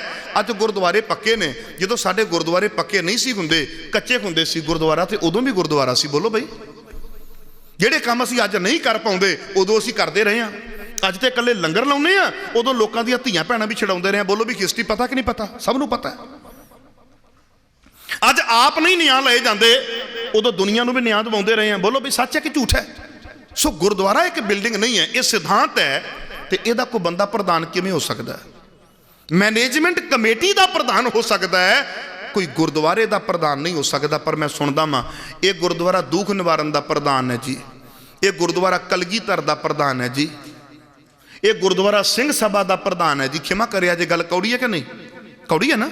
ਨਹੀਂ, ਇੰਜ ਕਹਿ ਦਿਓ ਉੱਥੋਂ ਦੀ ਮੈਨੇਜਮੈਂਟ ਕਮੇਟੀ ਦੇ ਪ੍ਰਧਾਨ ਨੇ ਗੁਰਦੁਆਰਾ ਸਾਹਿਬ ਤੇ ਗੁਰਦੁਆਰਾ ਸਾਹਿਬ ਹੀ ਹੈ। ਆਖੋ ਸਤਨਾਮ ਸ੍ਰੀ ਵਾਹਿਗੁਰੂ। ਸਾਨੂੰ ਇਹ ਚੀਜ਼ਾਂ ਨਾ ਚੜਨ। ਮੈਂ ਇਹ ਸੋਚਾਂ ਕਿ ਮੈਂ ਸੇਵਾਦਾਰ ਹਾਂ, ਜੇ ਸੰਗਤ ਨੇ ਮੈਨੂੰ ਪ੍ਰਧਾਨ ਬਣਾ ਦਿੱਤਾ ਤੇ ਮੇਰੀ ਜ਼ਿੰਮੇਵਾਰੀ ਵੱਧ ਗਈ ਹੈ, ਮੈਂ ਪਹਿਲਾਂ ਤੋਂ ਬੈਟਰ ਕੰਮ ਕਿਵੇਂ ਕਰਾਂਗਾ, ਨਾ ਕਿ ਆਪਣੀਆਂ ਥੋਪਾਂਗਾ। ਆ ਮੇਰੀ ਜ਼ਿੰਮੇਵਾਰੀ ਹੈ, ਇਹਨਾਂ ਜ਼ਿੰਮੇਵਾਰੀਆਂ ਨੂੰ ਨਿਭਾਉਣਾ ਪੈਣਾ ਮੈਨੂੰ। ਮੇਰੇ ਗਲ 'ਚ ਤੁਸੀਂ ਸਿਰੋਂ ਪਾਓ ਪਾਇਆ। ਇੱਕ ਤੇ ਇਹ ਹੈ, ਮੈਨੂੰ ਜੰਮੂ ਦੀਆਂ ਸੰਗਤਾਂ ਨੇ ਸਨਮਾਨ ਦਿੱਤਾ। ਇੱਕ ਇਹ ਹੈ ਵੀ ਜੰਮੂ ਦੀਆਂ ਸੰਗਤਾਂ ਨੇ ਮੈਨੂੰ ਇੱਕ ਜ਼ਿੰਮੇਵਾਰੀ ਹੋਰ ਦੇ ਦਿੱਤੀ, ਜਿਹੜੀ ਅੱਗੇ ਤੋਂ ਸੁਚੱਜੇ ਢੰਗ ਨਾਲ ਮੈਂ ਨਿਭਾਵਾਂ। ਅੰਤਰ ਆ ਗਿਆ ਨਾ ਦੋ ਚੀਜ਼ਾਂ ਵਿੱਚ। ਇੱਕ ਕੀ ਹੈ, ਜੰਮੂ ਦੀਆਂ ਸੰਗਤਾਂ ਨੇ ਮੈਨੂੰ ਮਾਣ ਦਿੱਤਾ, ਹਾਂ ਇਹ ਮੇਰਾ ਸਨਮਾਨ ਹੋਇਆ। ਪਰ ਮੈਨੂੰ ਇੰਜ ਲੱਗਦਾ ਵੀ ਸਨਮਾਨ ਦੇ ਰਾਹੀਂ ਮੈਨੂੰ ਇੱਕ ਜ਼ਿੰਮੇਵਾਰੀ ਤੁਸੀਂ ਹੋਰ ਦੇ ਦਿੱਤੀ, ਜਿਹੜੀ ਮੈਨੂੰ ਨਿਭਾਉਣੀ ਪੈਣੀ ਹੈ। ਜੇ ਮੰਨ ਲਓ ਇੱਕ ਪੇਸ਼ੈਂਟ ਕਿਸੇ ਡਾਕਟਰ ਦੇ ਕੋਲ ਚਲਾ ਗਿਆ ਤੇ ਡਾਕਟਰ ਦੇ ਕੋਲ ਜਾ ਕੇ ਉਹਨੇ ਆਪਣੀ ਪ੍ਰੋਬਲਮ ਦੱਸੀ, ਉਹਨੇ ਦਵਾਈ ਦੇ ਦਿੱਤੀ, ਦਵਾਈ ਦੇਣ ਤੋਂ ਬਾਅਦ ਪੇਸ਼ੈਂਟ ਨੇ ਉਹਨੂੰ ਪੈਸੇ ਦੇ ਦਿੱਤੇ। ਅਸਲ ਵਿੱਚ ਡਾਕਟਰ ਦੀ ਡਿਊਟੀ ਖਤਮ ਨਹੀਂ ਹੁੰਦੀ। ਪੇਸ਼ੈਂਟ ਤੇਰੇ ਕੋਲੇ ਆਇਆ ਨਾ, ਮੰਨਿਆ ਤੂੰ ਮੈਡੀਸਨ ਦੇ ਦਿੱਤੀ ਹੈ, ਪੈਸੇ ਲੈ ਲਏ ਨੇ, ਅਸਲ ਵਿੱਚ ਤੇਰੀ ਜ਼ਿੰਮੇਵਾਰੀ ਖਤਮ ਨਹੀਂ, ਤੇਰੀ ਜ਼ਿੰਮੇਵਾਰੀ ਅੱਜ ਸ਼ੁਰੂ ਹੋਈ ਹੈ। ਆਖੋ ਸਤਨਾਮ ਸ੍ਰੀ। ਜੇ ਇਸ ਗੱਲ ਨੂੰ ਪ੍ਰਚਾਰਕ ਸਮਝ ਲਵੇ, ਜੇ ਗੁਰਦੁਆਰਾ ਸਾਹਿਬ ਦੀ ਮੈਨੇਜਮੈਂਟ ਇਹ ਅਖਬਾਰ ਵਿੱਚ ਫੋਟੋ ਲਵਾਉਣ ਦੀ ਬਜਾਏ ਵੀ ਅਸੀਂ ਹੁਣ ਇੰਨੇ ਮੈਂਬਰ ਚੁਣੇ ਗਏ ਫਲਾਣੇ ਗੁਰਦੁਆਰੇ ਦੇ, ਇਹ ਸੋਚੇ ਵੀ ਸੰਗਤ ਨੇ ਹੁਣ ਸਾਨੂੰ ਜ਼ਿੰਮੇਵਾਰੀ ਦੇ ਦਿੱਤੀ ਹੈ ਤੇ ਅਸੀਂ ਨਿਭਾਉਣੀ ਕਿਵੇਂ ਆ, ਤੇ ਮੈਨੂੰ ਲੱਗਦਾ ਵੀ ਪ੍ਰਬੰਧ ਵਧੀਆ ਸਾਂਭੇ ਜਾਣਗੇ। ਬੋਲੋ ਬਈ, ਜੇ ਪ੍ਰਚਾਰਕ ਸੋਚੇ ਵੀ ਮੈਨੂੰ ਸਨਮਾਨ ਨਹੀਂ, ਮੈਨੂੰ ਇੱਕ ਜ਼ਿੰਮੇਵਾਰੀ ਦਿੱਤੀ ਹੈ, ਤੇ ਮੈਨੂੰ ਲੱਗਦਾ ਵੀ ਬਹੁਤ ਵਧੀਆ ਪ੍ਰਬੰਧ ਚੱਲਣਗੇ। ਗੱਜ ਕੇ ਆਖੋ ਸਤਨਾਮ ਸ੍ਰੀ। ਗੱਲ ਕੁਛ ਨਹੀਂ ਸਮਝਣ ਦੀ ਹੈ, ਪਰ ਅਸੀਂ ਪੈਮਾਨੇ ਆਪਣੇ ਬਣਾ ਲਏ ਨਾ। ਸਾਡੇ ਪੈਮਾਨੇ ਆਪੋ ਆਪਣੇ ਬਣ ਗਏ ਵੀ ਆਹ ਪੈਮਾਨਾ ਮੇਰਾ ਹੈ, ਬਸ ਠੀਕ ਹੈ, ਓਕੇ, ਅੱਗੇ ਚੇਪ ਦਿਓ। ਮੈਨੂੰ ਇੱਕ ਵੀਰ ਮਿਲਿਆ ਥੋੜੇ ਦਿਨ ਪਹਿਲਾਂ, ਮੈਨੂੰ ਕਹਿੰਦਾ ਭਾਜੀ, ਮੈਂ ਕਿਹਾ ਕੀ? ਕਹਿੰਦਾ ਮੈਂ ਅੰਮ੍ਰਿਤ ਛਕਣਾ। ਮੈਂ ਕਿਹਾ ਜੀ ਤੁਸੀਂ ਖੰਡੇ ਬਾਟੇ ਦੀ ਪੌੜ ਲਈ ਤੇ ਹੋਈ ਹੈ? ਕਹਿੰਦਾ ਨਹੀਂ ਜੀ, ਮੈਂ ਤੁਹਾਨੂੰ ਦੱਸਣਾ ਸੀ, ਹੁਣ ਸ਼ਰਮ ਜੀ ਆਉਂਦੀ ਹੈ ਕਿ ਮੈਂ ਤੁਹਾਡੇ ਨਾਲ ਗੱਲ ਕਰਾਂ, ਫਿਰ ਵੀ ਤੁਸੀਂ ਮੇਰੇ ਭਰਾ ਵੀ ਹੋ, ਪ੍ਰਚਾਰਕ ਵੀ ਹੋ, ਮੇਰਾ ਨਾ ਅੰਮ੍ਰਿਤ ਭੰਗ ਹੋ ਗਿਆ। ਸਾਡੇ ਪੈਮਾਨੇ ਆਪਣੇ ਬਣਾਏ ਹੋਏ ਨੇ। ਮੈਂ ਅੱਗੋਂ ਜਵਾਬ ਪਤਾ ਕੀ ਦਿੱਤਾ? ਮੈਂ ਕਿਹਾ ਸਿੱਧਾ ਕਿਉਂ ਨਹੀਂ? ਕਹਿੰਦਾ ਵੀ ਮੇਰਾ ਜੀਵਨ ਭੰਗ ਹੋ ਗਿਆ, ਅੰਮ੍ਰਿਤ ਥੋੜਾ ਭੰਗ ਹੁੰਦਾ। ਬੋਲੋ ਬਈ, ਮੇਥੋਂ ਪੌੜੀ ਉਹ ਨਹੀਂ ਚੜਿਆ ਗਿਆ ਜਿਹੜੀ ਪੌੜੀ ਮੇਰੇ ਗੁਰੂ ਨੇ ਕਿਹਾ ਸੀ ਵੀ ਚੜ ਚੜ ਪੌੜੀ, ਮੇਥੋਂ ਪੌੜੀ ਨਹੀਂ ਚੜੀ ਗਈ, ਭੰਗ ਮੇਰਾ ਜੀਵਨ ਹੋਇਆ। ਤੇ ਆਪਣੇ ਆਪ ਨੂੰ ਸੇਫ ਕਰਦਾ ਹੋਇਆ ਕੀ ਕਹਿ ਦਿੱਤਾ? ਅੰਮ੍ਰਿਤ ਭੰਗ ਹੋ ਗਿਆ। ਆਖੋ ਸਤਨਾਮ ਸ੍ਰੀ। ਬੋਲੋ ਬਈ, ਕਰਦੇ ਆ ਨਾ ਤੁਸੀਂ? ਕਿੰਨਿਆਂ ਦੇ ਮੂੰਹ ਚੀਜ਼ ਸੁਣੀ ਹੋਵੇਗੀ, ਮੈਂ ਛਕਣਾ ਜੀ, ਮੈਂ ਲਾਤਾ ਜੀ, ਕੀ ਹੋ ਗਿਆ? ਅੰਮ੍ਰਿਤ ਭੰਗ ਹੋ ਗਿਆ। ਸੁਣੋ ਵੀ, ਸੁਣਿਆ ਨਾ? ਅੰਮ੍ਰਿਤ ਥੋੜਾ ਭੰਗ ਹੋਇਆ, ਤੇਰਾ ਜੀਵਨ ਭੰਗ ਹੋਇਆ। ਜਿਹੜਾ ਪ੍ਰਣ ਕੀਤਾ ਸੀ ਤੇਥੋਂ ਪੂਰਾ ਨਹੀਂ ਹੋ ਸਕਿਆ, ਤੇ ਤੂੰ ਦੋਸ਼ ਅੰਮ੍ਰਿਤ ਤੇ ਲਾ ਰਿਹਾ, ਉਂਗਲ ਅੰਮ੍ਰਿਤ ਤੇ ਕਰਦਾ ਪਿਆ। ਸਾਡੇ ਪੈਮਾਨੇ ਆਪਣੇ ਕਿਉਂ ਬਣ ਗਏ ਨੇ? ਮੈਂ ਪਰਿਭਾਸ਼ਾ ਆਪੋ ਆਪਣੀ ਕਿਉਂ ਦੇਣ ਲੱਗ ਪਏ ਆ? ਅਸੀਂ ਉਹ ਪਰਿਭਾਸ਼ਾ ਕਿਉਂ ਨਹੀਂ ਦਿੰਦੇ ਜਿਹੜੀ ਮੇਰੇ ਗੁਰੂ ਨੇ ਸਿਧਾਂਤ ਦੇ ਵਿੱਚੋਂ ਕੱਢ ਕੇ ਸਾਡੀ ਝੋਲੀ ਦੇ ਵਿੱਚ ਪਾਈ ਸੀ? ਗੱਜ ਕੇ ਆਖੋ ਸਤਨਾਮ ਸ੍ਰੀ ਵਾਹਿਗੁਰੂ। ਅੱਜ ਆ ਚੀਜ਼ਾਂ ਕਿਉਂ ਨਹੀਂ ਅਸੀਂ ਵਿਚਾਰਦੇ? ਅਸੀਂ ਸਹਿਬੇ ਕਮਾਲ ਗੁਰੂ ਗੋਬਿੰਦ ਸਿੰਘ ਪਾਤਸ਼ਾਹ ਮਹਾਰਾਜ ਜੀ ਦੀ ਗੱਲ ਕਰਦੇ ਹਾਂ, ਤੇ ਗੁਰੂ ਗੋਬਿੰਦ ਸਿੰਘ ਪਾਤਸ਼ਾਹ ਮਹਾਰਾਜ ਜੀ ਨੇ ਆਨੰਦਪੁਰ ਸਾਹਿਬ ਦੀ ਪ੍ਰਵਾਹ ਥੋੜਾ ਕੀਤੀ ਸੀ। ਬੋਲੋ ਬਈ, ਗੱਲ ਵਿਚਾਰੋ ਨਾ। ਅੱਜ ਆਨੰਦਪੁਰ ਸਾਹਿਬ ਦੀ ਪ੍ਰਵਾਹ ਥੋੜਾ ਕੀਤੀ ਸੀ ਵੀ ਹੁਣ ਆਨੰਦਪੁਰ ਬਚਾਵਾਂ, ਆਪਣੀ ਸਲਤਨਤ ਬਚਾਵਾਂ ਕਿ ਸਿਧਾਂਤ ਬਚਾਵਾਂ। ਜੇ ਸਾਹਿਬ ਜੀ ਕਹਿ ਦਿੰਦੇ ਮੈਂ ਆਪਣਾ ਸਿਧਾਂਤ ਛੱਡਿਆ, ਅਸੀਂ ਆਨੰਦਪੁਰ ਸਾਹਿਬ ਦੇ ਵਿੱਚ ਹਕੂਮਤ ਦਾ ਸਿਧਾਂਤ ਲਾਗੂ ਕਰ ਦਿਆਂਗੇ ਔਰ ਲਿਖਤੀ ਰੂਪ ਦੇ ਵਿੱਚ ਦਿੰਦੇ ਆ ਵੀ ਦੁਬਾਰਾ ਤੁਹਾਡੇ ਵਿਰੁੱਧ ਆਵਾਜ਼ ਨਹੀਂ ਠਾਵਾਂਗੇ। ਸੱਚ ਦੱਸੋ ਵੀ ਆਨੰਦਪੁਰ ਖਾਲੀ ਕਰਨਾ ਪੈਂਦਾ? ਕੀ ਆਨੰਦਪੁਰ ਨੂੰ ਘੇਰਾ ਪੈਂਦਾ? ਜਵਾਬ ਦਿਆ ਜੇ ਅੱਜ ਮੈਨੂੰ। ਗੱਲ ਮੈਂ ਵੀ ਗੁਰੂ ਗੋਬਿੰਦ ਸਿੰਘ ਦੀ ਕਰਦਾ ਮੈਂ, ਤੁਸੀਂ ਵੀ ਕਰਦੇ ਹੋ। ਮੇਰਾ ਮੰਨਣਾ ਇਹ ਹੈ ਵੀ ਸਾਨੂੰ ਥੋੜਾ ਜਿਹਾ ਜਿਉਣਾ ਵੀ ਪੈਣਾ। ਜੇ ਬੋਲਣਾ ਹੈ ਤੇ ਮੈਂਟਲੀ ਪ੍ਰਪੇਅਰ ਹੋਣਾ ਹੀ ਪੈਣਾ ਤੁਹਾਨੂੰ। ਤੇ ਜੇ ਕੰਫਰਟ ਜ਼ੋਨ ਵਿੱਚ ਰਹਿਣਾ ਹੈ, ਫਿਰ ਆਪਣੇ ਸ਼ਬਦ ਮਿੱਠੇ ਮਿੱਠੇ ਜੇ ਕਰ ਲਓ। ਜੇ ਤੁਹਾਨੂੰ ਡਰ ਲੱਗਦਾ ਵੀ ਮੇਰੀ ਇੱਥੇ ਅਰੈਸਟ ਨਾ ਪੈ ਜੇ, ਮੈਨੂੰ ਕਿਤੇ ਫੋਨ ਨਾ ਆ ਜੇ, ਮੈਨੂੰ ਕਿਤੇ ਫਲਾਣਾ ਨੋਟਿਸ ਨਾ ਆ ਜੇ, ਮੈਨੂੰ ਲੀਗਲ ਨੋਟਿਸ ਨਾ ਆ ਜੇ, ਤੇ ਕੰਫਰਟ ਜ਼ੋਨ ਵਿੱਚ ਰਹਿਣਾ ਚਾਹੁੰਦੇ ਹੋ ਤੇ ਫਿਰ ਇਹ ਚੀਜ਼ਾਂ ਨਾ ਬੋਲੋ। ਤੇ ਜੇ ਮੈਂਟਲੀ ਪ੍ਰਪੇਅਰ ਹੋਣਾ ਫਿਰ ਇਹ ਚੀਜ਼ਾਂ ਬੋਲੋ। ਜੇ ਗੁਰੂ ਗੋਬਿੰਦ ਸਿੰਘ ਪਾਤਸ਼ਾਹ ਮਹਾਰਾਜ ਕਹਿ ਦਿੰਦੇ ਹਕੂਮਤ ਨੂੰ ਵੀ ਅਸੀਂ ਆਪਣਾ ਸਿਧਾਂਤ ਨੂੰ ਅੱਜ ਤਿਲਾਂਜਲੀ ਦੇ ਦਿੱਤੀ ਹੈ, ਅੱਜ ਤੋਂ ਬਾਅਦ ਤੁਹਾਡੇ ਵਿਰੁੱਧ ਅਸੀਂ ਆਵਾਜ਼ ਨਹੀਂ ਠਾਵਾਂਗੇ, ਆਨੰਦਪੁਰ ਸਾਹਿਬ ਨੂੰ ਕਦੀ ਘੇਰਾ ਨਾ ਪੈਂਦਾ, ਆਖੋ ਸਤਨਾਮ ਸ੍ਰੀ। ਉਸ ਵੇਲੇ ਇੱਕ ਬੜਾ ਵੱਡਾ ਫੈਸਲਾ ਸੀ, ਬੜਾ ਵੱਡਾ,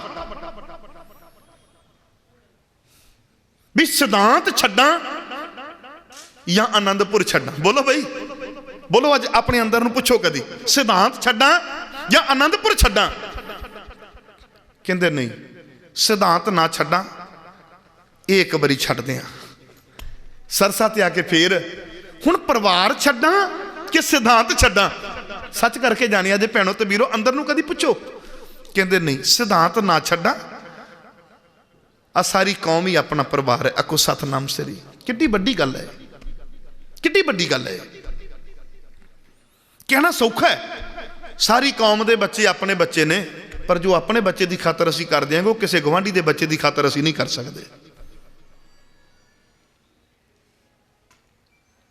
ਫਿਰ ਚਮਕੌਰ ਦੀ ਹਵੇਲੀ ਦੇ ਵਿੱਚ ਇੱਕ ਬੜਾ ਵੱਡਾ ਡਿਸੀਜਨ ਹੈ।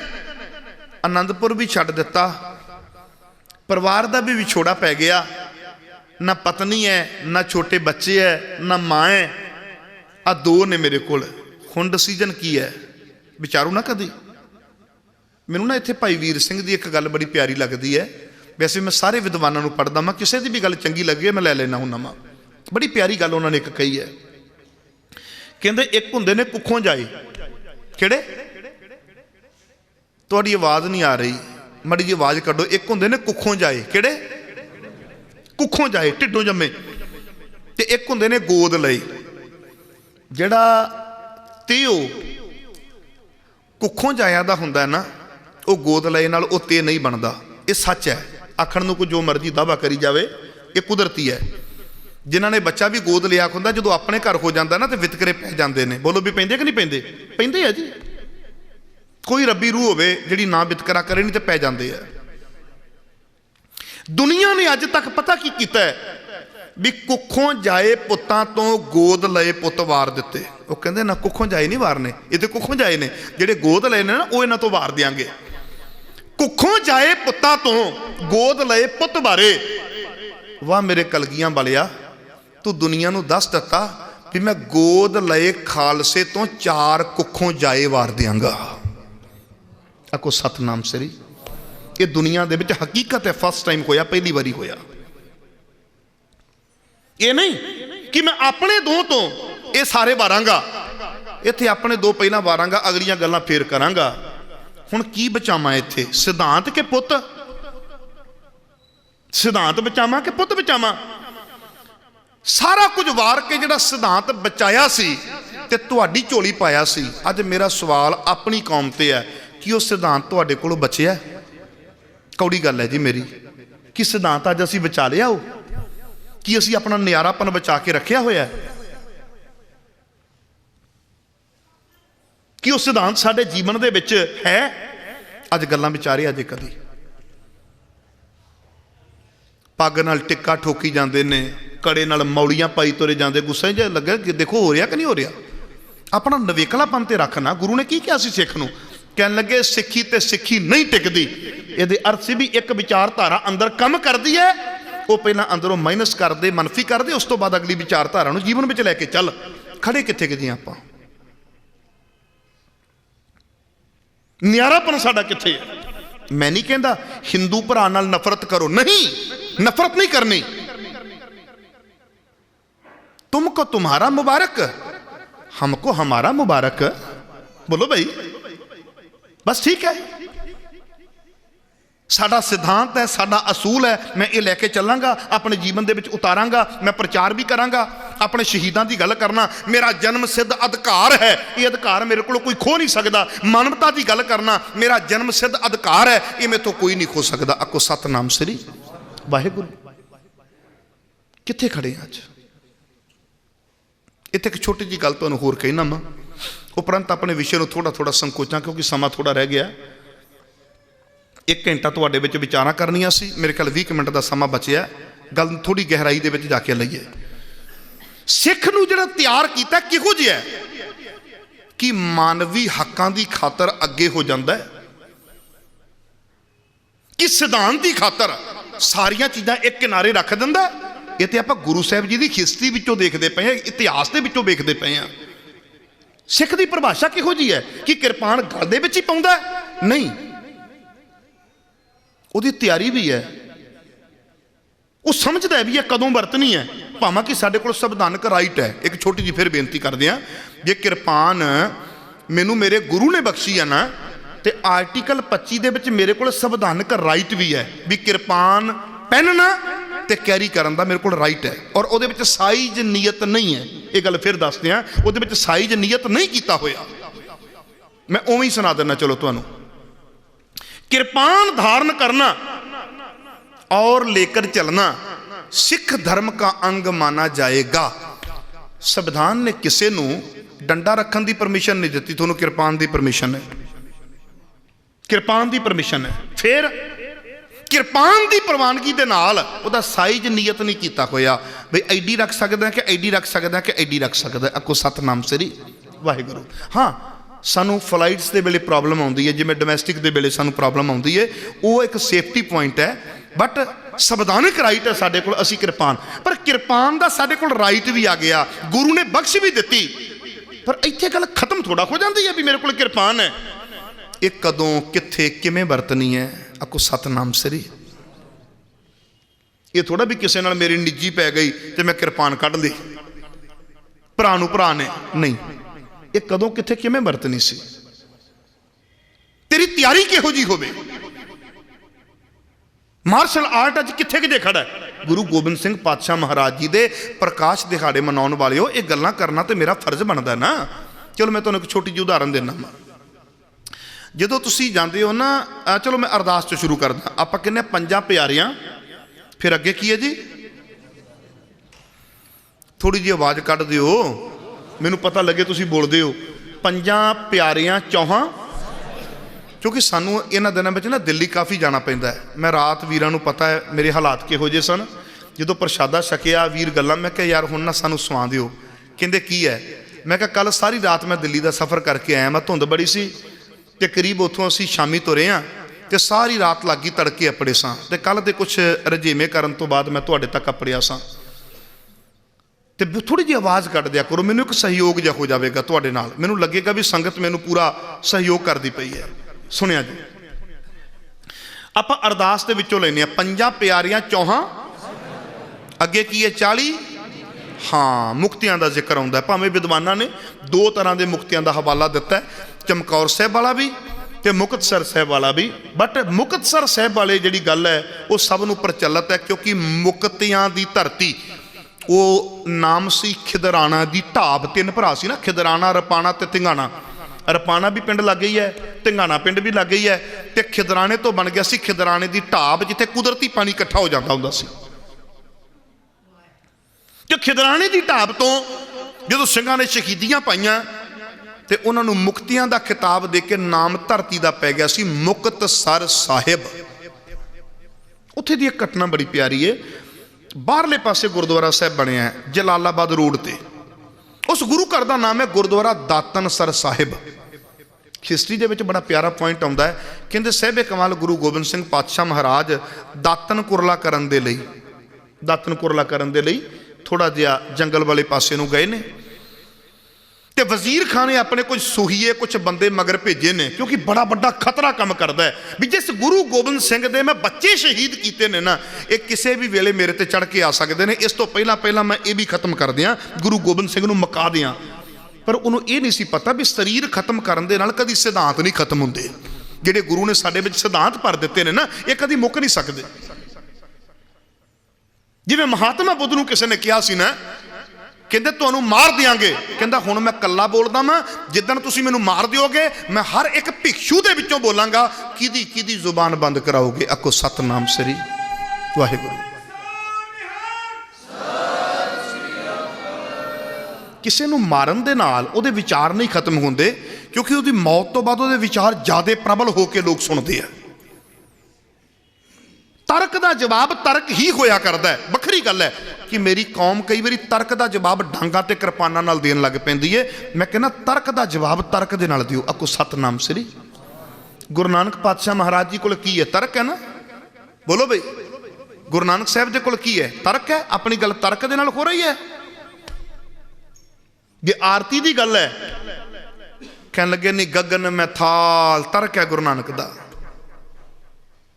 दसिया भी थाल किहड़ा है, दीवे किहड़े ने, है ना, गुरु नानक दा तरक है। ये हरिद्वार की धरती है तो गुरु नानक दा तरक है। इथों पानी उत्थे ते इथों खेतां दे विच क्यों नहीं, तरक है ना। सो अज साडा वो तरक कित्थे है, साडा विवेक कित्थे है, साडा जज्बा कित्थे है, साडा मार्शल आर्ट कित्थे है। मैं घटना बड़ी प्यारी पढ़ी गुरु गोबिंद सिंह पातशाह जी के बारे। कहते दातन कुरला करते हैं तो हथ दे विच है एक गड़वा, की है। अजकल तो वैसे एक होर काम चलता ना, कई बार कई बाबिया ने अपने नाल गड़वई रखे होंगे ने, की रखे, वो गड़वा चक्कन करके उसका ना ही पै गया गड़वई। मैं एक दो पूछया, बड़ा मैनू कौड़ा जा देख दिया, फिर भी ये की पूछी जाता है। मैं पूछया, मैं क्या जी कौन, मैं बाबा जी का गड़वई हाँ। मैं क्या की, कहता गड़वई। मैं क्या गड़वई की जिम्मेवारी की होंगी है, कहता गड़वा नाल चुक के तुरना। मैं क्या ठीक है।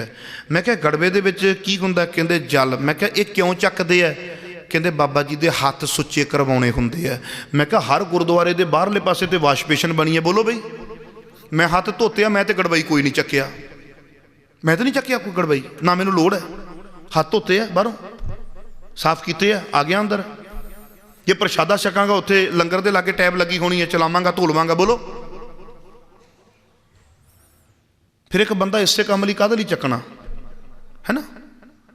पर उस वेले समय की लोड़ सी, की सी, समय की लोड़ सी। सतगुरु दे हाथ दे विच गड़वा है ते पातशाह जा रहे ने। एक सज्जन है, उहदा नाम है नूरदीन। हुण कई बारी नाम सुन के साडे पता की कह देंदे ने, हाँ मुसलमाना ने ना सिखां नूं मारिया, कहंदे आ। नहीं, इत्थे गल समझो, ये भी अज मैं तुहाडा भुलेखा कढ के जावांगा।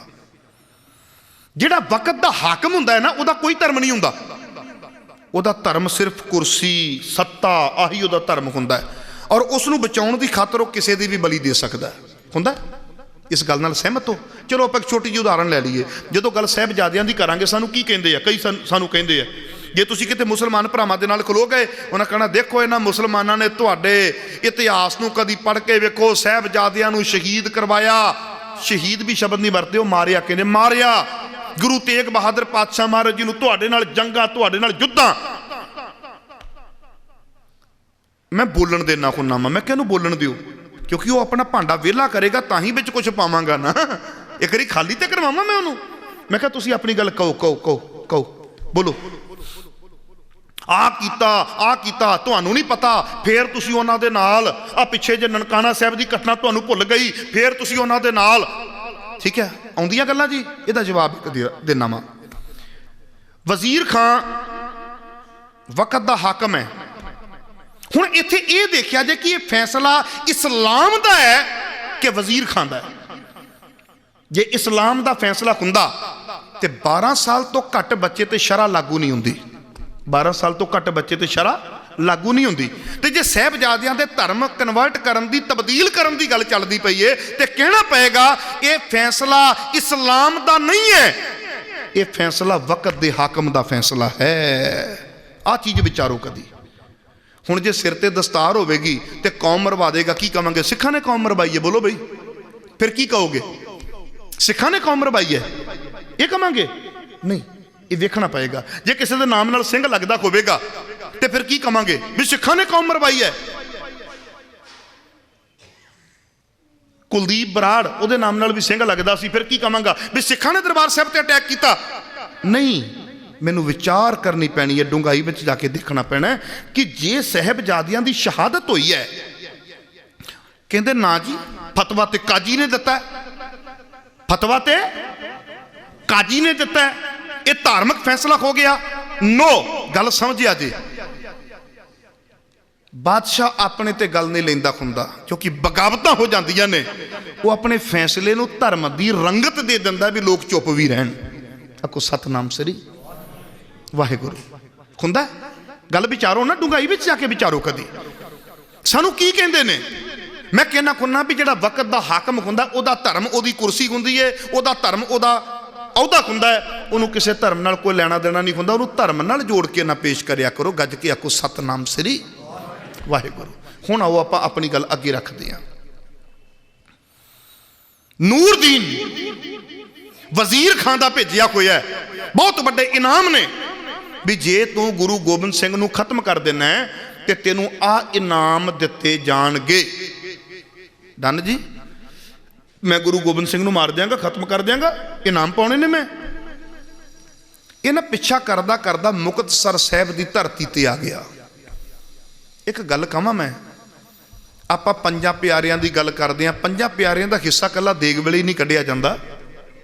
ਹਾਂ, ਪੰਜ ਪਿਆਰੇ ਕੀ ਸੀ? ਗੁਰੂ ਗੋਬਿੰਦ ਸਿੰਘ ਪਾਤਸ਼ਾਹ ਮਹਾਰਾਜ ਜੀ ਦੀ ਜੈਡ ਸਿਕਿਉਰਿਟੀ। ਜਿੰਨੇ ਗੁਰੂ ਗੋਬਿੰਦ ਸਿੰਘ ਪਾਤਸ਼ਾਹ ਮਹਾਰਾਜ ਜੀ ਨੂੰ ਮਿਲਣਾ, ਇਸ ਸਿਕਿਉਰਿਟੀ ਦੇ ਵਿੱਚੋਂ ਦੀ ਹੋ ਕੇ ਗੁਜ਼ਰਨਾ ਪਏਗਾ। ਜੇ ਗੁਰੂ ਗੋਬਿੰਦ ਸਿੰਘ ਪਾਤਸ਼ਾਹ ਮਹਾਰਾਜ ਜੀ ਤੇ ਹਮਲਾ ਹੋ ਰਿਹਾ ਹੈ ਤੇ ਦੇਖਣਾ ਪਏਗਾ ਕਿਤੇ ਨਾ ਕਿਤੇ ਸਿਕਿਉਰਿਟੀ ਸਾਡੀ ਕਮਜ਼ੋਰ ਹੋਈ ਹੈ। ਬੋਲੋ ਬਈ, ਜੇ ਮੇਰੇ ਘਰ ਚੋਰ ਪੈ ਗਿਆ ਤੇ ਕੋਈ ਤੇ ਮਿਸਟੇਕ ਮੇਰੀ ਵੀ ਹੋਵੇਗੀ ਜਿਹਦਾ ਲਾਹਾ ਲਿਆ ਗਿਆ। ਸੋ ਅੱਜ ਸਾਨੂੰ ਇਹ ਵਿਚਾਰਨਾ ਪੈਣਾ ਵੀ ਜਿੰਨੀ ਦੇਰ ਤੱਕ ਪੰਜ ਪਿਆਰੇ ਨਾਲ ਖੜੇ ਸਨ, ਗੁਰੂ ਗੋਬਿੰਦ ਸਿੰਘ ਪਾਤਸ਼ਾਹ ਮਹਾਰਾਜ ਜੀ ਤੇ ਉਦੋਂ ਹਮਲਾ ਨਹੀਂ ਹੋਇਆ। ਜਦੋਂ ਸਾਡੀ ਸਿਕਿਉਰਿਟੀ ਥੋੜੀ ਢਿੱਲੀ ਪਈ ਹੈ, ਉਦੋਂ ਗੁਰੂ ਗੋਬਿੰਦ ਸਿੰਘ ਪਾਤਸ਼ਾਹ ਮਹਾਰਾਜ ਜੀ ਤੇ ਹਮਲਾ ਹੋਇਆ। ਚਲੋ ਖੈਰ, ਅੱਗੇ ਆਪਾਂ ਵਿਚਾਰ ਹੋਰ ਕਰਦੇ ਹਾਂ ਥੋੜੀ ਜੀ। ਹੁਣ ਮੁਕਤਸਰ ਸਾਹਿਬ ਦੀ ਜੰਗ ਹੈ, ਸਤਿਗੁਰੂ ਦਾਤਨ ਕੁਰਲਾ ਕਰਦੇ ਜਾ ਰਹੇ ਨੇ। ਉਦੋਂ ਜੰਗਲ ਹੁੰਦਾ ਸੀ ਤੇ ਮਾਲਵੇ ਦਾ ਜੰਗਲ ਥੋੜਾ ਹੋਰ ਕਿਸਮ ਦਾ ਹੈ। ਹਰ ਧਰਤੀ ਦਾ ਜੰਗਲ ਵੀ ਵੱਖੋ ਵੱਖਰਾ। ਕਿਤੇ ਜੰਡ ਤੇ ਕਰੀਰ ਹੀ ਹੁੰਦੇ ਨੇ, ਉਧਰ ਜੰਡ ਤੇ ਕਰੀਰ ਜ਼ਿਆਦੇ ਨੇ ਕਿਉਂਕਿ ਰੇਤਲੀ ਧਰਤੀ ਹੈ ਨਾ। ਉਹ ਲੁਕਦਾ ਛਿਪਦਾ ਪਿੱਛੋਂ ਦੀ ਨਾ ਤੁਰਿਆ ਗਿਆ। ਉਹਨੇ ਮੌਕਾ ਦੇਖਿਆ, ਕਹਿੰਦਾ ਵੀ ਹੁਣ ਗੁਰੂ ਗੋਬਿੰਦ ਸਿੰਘ ਪਾਤਸ਼ਾਹ ਮਹਾਰਾਜ ਆਪਣੀ ਧੁਨ ਦੇ ਵਿੱਚ ਜਾ ਰਹੇ ਨੇ। ਕਹਿੰਦਾ ਮੈਂ ਪਿੱਛੋਂ ਏਡੀ ਜ਼ੋਰ ਕੇ ਵਾਰ ਕਰਾਂਗਾ ਵੀ ਗੁਰੂ ਗੋਬਿੰਦ ਸਿੰਘ ਜੀ ਦਾ ਸੀਸ ਧੜ ਤੋਂ ਜੁਦਾ ਕਰ ਦਿਆਂਗਾ, ਜਿਵੇਂ ਇਹਨਾਂ ਦੇ ਬਾਪੂ ਦਾ ਸੀਸ ਧੜ ਤੋਂ ਚਾਂਦਨੀ ਚੌਂਕ ਵਿੱਚ ਜੁਦਾ ਹੋਇਆ ਸੀ। ਤੇ ਮੈਂ ਸਰਹੰਦ ਦੀ ਧਰਤੀ ਤੇ ਵਾਪਸ ਚਲਾ ਜਾਵਾਂਗਾ, ਇਨਾਮ ਪਾਵਾਂਗਾ। ਮੈਂ ਹਿਸਟਰੀ ਪੜ੍ਹਦਾ ਸਾਂ ਔਰ ਥੋੜਾ ਨਜ਼ਰੀਆ ਤੁਹਾਡਾ ਆਪਣਾ ਹੋਣਾ ਚਾਹੀਦਾ ਹੈ। ਜ਼ਰੂਰੀ ਨਹੀਂ ਵੀ ਜੋ ਕਿਸੇ ਵਿਦਵਾਨ ਨੇ ਲਿਖ ਦਿੱਤਾ ਉਹ ਤੇ ਤੁਸੀਂ ਪੱਕੇ ਹੋ ਗਏ, ਨਹੀਂ। ਤੁਹਾਡੀ ਆਪਣੀ ਪਕੜ ਕੀ ਕਹਿੰਦੀ ਹੈ, ਤੁਹਾਡਾ ਆਪਣਾ ਵਿਵੇਕ ਕੀ ਕਹਿੰਦਾ ਹੈ, ਉਥੋਂ ਦੀ ਭੂਗੋਲਿਕ ਸਥਿਤੀ ਕੀ ਕਹਿੰਦੀ ਹੈ, ਹਿਸਟਰੀ ਉਹਨਾਂ ਦੇ ਵਿੱਚੋਂ ਦੇਖਣੀ ਪੈਂਦੀ ਹੈ। ਇਹ ਨਹੀਂ ਵੀ ਕਿਸੇ ਨੇ ਕਾਗਜ਼ ਕਾਲਾ ਕੀਤਾ ਤੇ ਉਹਨੂੰ ਮੰਨ ਲਿਆ। ਸਿਧਾਂਤ ਤੁਹਾਡਾ ਕੀ ਕਹਿ ਰਿਹਾ ਹੈ? ਕਹਿੰਦੇ ਜਦੋਂ ਪਿਛਲੇ ਪਾਸਿਓਂ ਦੀ ਇੱਕਦਮ ਜ਼ੋਰ ਕੇ ਲੱਗਾ ਨਾ ਵਾਰ ਕਰਨ, ਮੰਨਦਾ ਮੈਂ ਕਿ ਜੰਗਲ ਦੀ ਇੱਕ ਸ਼ਾਂਤੀ ਸੀ। ਹੋ ਸਕਦਾ ਪਰਿੰਦਿਆਂ ਦੀਆਂ ਕੁਝ ਆਵਾਜ਼ਾਂ ਆਉਂਦੀਆਂ ਹੋਣ।